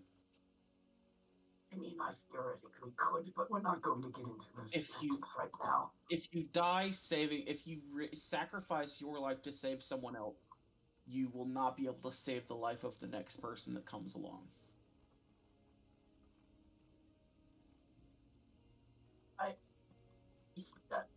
He like fidgets with his hands for a moment and like opens his mouth and closes it again multiple times. And he says, "I believe from a moral and ethical standpoint, I will have to disagree, but I appreciate where you're coming from and understand very much what you're saying. I do not want to make it seem like you're not being heard, and I take everything that you're saying into consideration. But I guess that does leave the next part of what I was going to say a bit off the table, so I will leave it at that. Speak your piece, Damien. Speak your piece. You know what? It's fine. And he closes his book. Admittedly, most of what I have now is just it's half baked to begin with. Again, I'm still just a novice. For now, I'll just hold on to it. But as time goes on, I will make sure to bounce some notes off of you. I apologize for coming off as strongly about this as I have. I've seen people throw their lives away for no reason, and it was not a great time. And I'm not here to imply that is what you're doing. If you need to talk about things magical, arcane, whatever you would like to speak on, we can do that at any time. It was a good talk. It was good talking with you. Yes, no, with that I can agree. It is refreshing to be able to speak to another about the arcane arts and the theory surrounding it. It is not often that I get to intellectually fence, as it were. Of course. Now please get out of my room. I need to sleep. Oh yes, no, most assuredly. You have yourself a good night now. And he leaves you with some of the notes that he had written for you from his book, basically with the information he is willing to share in you. Cool. And I will basically DM you later with some of the things you would have seen in the book and what he had left you. Okay, fantastic. Thank you. All right. Is there anything else anybody needed to do before we conclude the day? That might have just been a low drop run, right? So are you going back to the estate? You going? No, because we can just wait. Okay. Okay, that and like Ash is no longer sleeping at the estate, so you would just be going up there by your house by yourself. Which you totally can, like. As if I haven't done that already. I'll be fair. Did you? I forgot to ask how much longer we expecting to go here. I was thinking maybe another 20 minutes. Oh no, okay. I thought we were done now. So wait, what's going on? I can do 20 minutes, that's all. Or that's fine. Oh, do you need a piece? We could just conclude with this night, honestly. Yeah, basically, my cat was left out of my room while I was in here, and he decided to make problems for me. Oh, no, yeah, that's fair, that's fair, that's fair. I also have to go give my cat her medication anyway. She's in my face, reminding me of such because she remembers that this is the time she gets treats. I've Pavloved my cat. Yep. Yep. Alright, so I guess now is gonna be where we end it on this. We're literally taking this, like, like 2 sessions is 1 day at a time, I guess. It's okay. Apologies. This No, is it's like okay. the prologue. We're building it up so that way the rest of the sessions can go. Yeah, you guys got like really like juicy like, you know, role play and like hopefully getting closer to each other and maybe hopefully tying some stronger bonds. Trying to. And we got a TFW when direction the to go. strongest. Listen, I've been in way too many campaigns really? where the main party has no reason to hang out. Okay, with well each then other. yeah, let's just keep rolling on with it. Well, to be fair, like half of us don't. It's We are building individual relationships. Yeah. Slowly but surely. We'll Casey get just there. still It's has taken never 10 spent More weeks. than like 5 minutes with Jonas somehow. not even taken through 10 lack of weeks. trying. It just doesn't happen. Make it happen next session. Aye, aye, Captain. For 5 weeks. We'll have a bonfire chat eventually. Give it like another like 3-4 sessions. Yeah. We're gonna have a little kiki. Don't worry, Cece and Jonas have something in common now. I don't think we have all at one time sat down and had a conversation together. I don't think that's happened yet. I don't think That'll so. happen. Even when we were all at the inn, there was Yeah. 2 people missing at each and every point. Yeah, yeah. Sorry, Oko. It's okay. Don't worry. There's something coming up that will, you know, hopefully encourage you all to stay together. Not to sound ominous or anything. Hilarious. No, Oko's a good DM, and for that, she has probably formulated something that it doesn't matter where we stand as a party. We're gonna have to work together. Choo choo. Get on the plot train, mother chuckers. All right. Great DM. We're just rebellious. I know, really. We're Beginning of terrible. next session, it's just gonna be pins like I'm breaking in now. It's the middle of the day. I'm breaking in. Yeah. That's probably what we're gonna be starting next session. Is just Pin's fucking midnight romp back to Emmerich's estate. It's been 6 weeks. I Love refuse it. to wait anymore. I'm getting into that Love it. study. It's just the Good job funny with title glasses. screen. It's him who commits a felony. Stein just like punches down the door. Oh my god. So, plot twist, extra plot twist. Stein's just somehow I don't have the releasing stunt for that. her new one today. Oh no. Imagine. That's how he was able to break into the warehouse by himself. Oh shit. Very good. All right. So if we're gonna be Believe it or not, Hmm? my power just came back on. Oh, Bro, Are you fucking kidding me? Blah. Blah. All right. I have just shared the D&D command for all of my players. Oh yeah. So we have top left-hand corner. We have Simply Your Buddy, who plays Damien, our Necro Bro. Then we have Pin, who's played by Mio Possum. Then we have Ashroom, who's played by High Queen Dee Dee. Then we have Cece, who's played by Fridays with Frank. And lastly, we have Jonas, who's played by Hexavel Zaro. There we go. So there are all those links. Yeah. Oh, well, they already know me. But Oko, who's made by Oko. and also a quick reminder, Mio is the artist for all the character splashes, so definitely go check her art. Amazing. She's amazing. I want to commission her again so fucking bad for the Emerald Murder stuff. I want it. I want more. I know, right? Just wait until we get your guys' like glow up artwork. 63, but I can't wait to drive his hair unbraided. He's so fine. Alrighty, I'm gonna deafen, but feel free to stick around in the voice chat there for those who can, if you guys wanted to do some post-game chats, some aftercare. But yeah, thank you guys so much for being amazing players, and I'll be back with you so soon. Okay? Okay. Yeah. The sound Be of nice. rolling thunder. Does anyone else hear that? Is Yeah, that the background music? that's the background Yeah. music. It was a very Oh my God. solemn and somber episode, so I decided to keep that Oh, yeah. going. All I've had this entire time is the tavern, like. I'm done. I've changed that music. I don't know what's going on. Okay, so It's my roll 20. I'm gonna deafen. I'll be back with you guys in a moment. Okay. Okay, bye.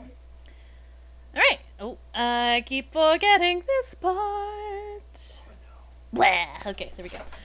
But yes, thank you guys again so much for hanging out with us today. If you guys want to catch up on the story thus far, this is episode 5. The other 4 episodes have been posted on my YouTube channel.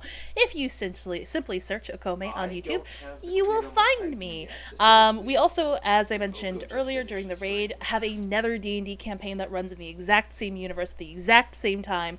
That was my first D&D campaign that I started streaming, called Emerly and Murder. So they are in the 30s for their episodes, but if you guys ever want something, you know, nice and lengthy to listen to while working on your chores or working on work or commissions, or just want to veg out to a podcast, you can definitely absorb Emerly and Murders. You will eventually start seeing mentions and cameos of both campaigns in the other campaigns, so on and so forth. It's really cool to have 2 games that are kind of like interlaced the way that they are. It's definitely been a delicate balance. Quick note. So, Inkstained episode 6 will be April 15th. So please keep that in mind unless something's come up. But next week, during Easter weekend, I unfortunately will be unavailable. So that means Emerly and Murders will be skipped next week, and Emerly and Murders will resume on April 22nd. I will be going to LARP that weekend. That is the season opener. And as such, this is also my last stream until Tuesday the 11th. There we go. Because that is when I will be back from LARP and have had enough rest, hopefully, to stream again. Thank you guys again so much for understanding, and I can't wait to interact with you all again on stream then. But if you want to hang out with me off stream and maybe play some games with me during the small breaks I give myself in preparation for LARP, we do have an amazing Discord server. All of my players in both of my campaigns have been sampled from my Discord whenever I want to start a new campaign, or whenever I need an additional player for a campaign. I open player applications to my Discord, so if you guys ever want the opportunity to possibly be in a D&D game with me, or maybe in another D&D game that one of our amazing adventurers puts on, you guys are in my adventuring party, definitely join the Discord there. We're full of a lot of nerds, geeks, and amazing, wholesome people who play video games constantly, and whenever I want to play a game that's more fun with more folks, either on stream or off stream, I always go to my Discord first. So games like Apex Legends, League of Legends, Overwatch, Red Dead Redemption Online, Final Fantasy XIV Online, Valheim, The Forest, The Owl, Pacify, Devour, Sons of the Forest, Raft, Minecraft, Among Us, Jackbox, so on and so forth. I play a lot of games. I play a lot of games. So yeah, if you ever want to hang out with me or get to know your other party mates on the tavern floor, the fellow adventurers on the tavern floor, definitely join the Discord. And I also want to thank some folks who made today a little extra special. Let's see. We had, oh my god, there was stuff that happened while Wolf was in charge of my channel. We had Karinga, who re-upped his sub today and also gave us some pity bitties when we were doing our April Fool's prank earlier. Thank you so much. Karinga, more putty buddies. Thank you so much. We had Boris Forrest, who followed on when Wolf was in charge of the stream. We also had Loon Princess, who followed when Wolf was in charge of the stream. Then we had, during this stream, we had Katessa Live, who followed. We had Ironic Death, who followed. Hiromitsu entrusted us with their community. And then lastly, Karinga literally just slipped in at the end there with more pity bitties. Thank you so much. So let's see. We've shelled out the Discord. We've thanked folks for today. And I guess that means it's now time for my favorite part of the day, where we get to bring this amazing community to somebody new. Let's see, who is online? It feels weird. Ooh. Sorry. Everything's really slow. For those who don't know, My computer's slowly dying. So I'm holding a Donathon May 1st at 11 a.m. Eastern Standard Time to hopefully go towards getting a new computer. We'll share this. Well, this is going. The date up here is wrong. Ignore that. It's May 1st at 11 a.m. Eastern Standard Time. But I do have a fancy little menu here that will show what we hope to, what I will do in exchange for certain tiers being hit there. So, yeah. Yeah. If you guys have any questions about the Donathon, please let me know. Not a whole lot of people on right now, so I guess we will genuinely be finding somebody new.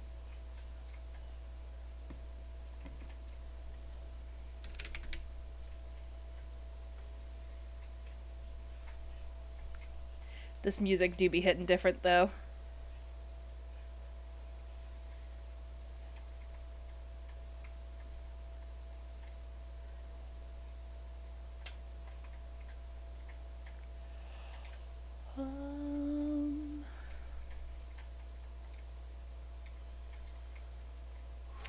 You know what? Let's go say hi to this person.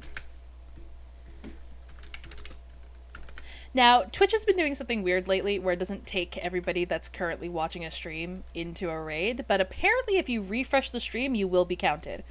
So if you're having trouble being included, please refresh the stream and hopefully your numbers will be counted. If you have access to my emotes, please copy that very first raid message. If not, fret not. Copy that very second raid message there, and we can still go show Lily Peony the love and support of the adventuring party. And until I get to see you all again, well, in about 2 weeks' time, no, a week and a half's time, I guess. I hope you all stay awesome, stay safe, and well, I guess this is bye-bye.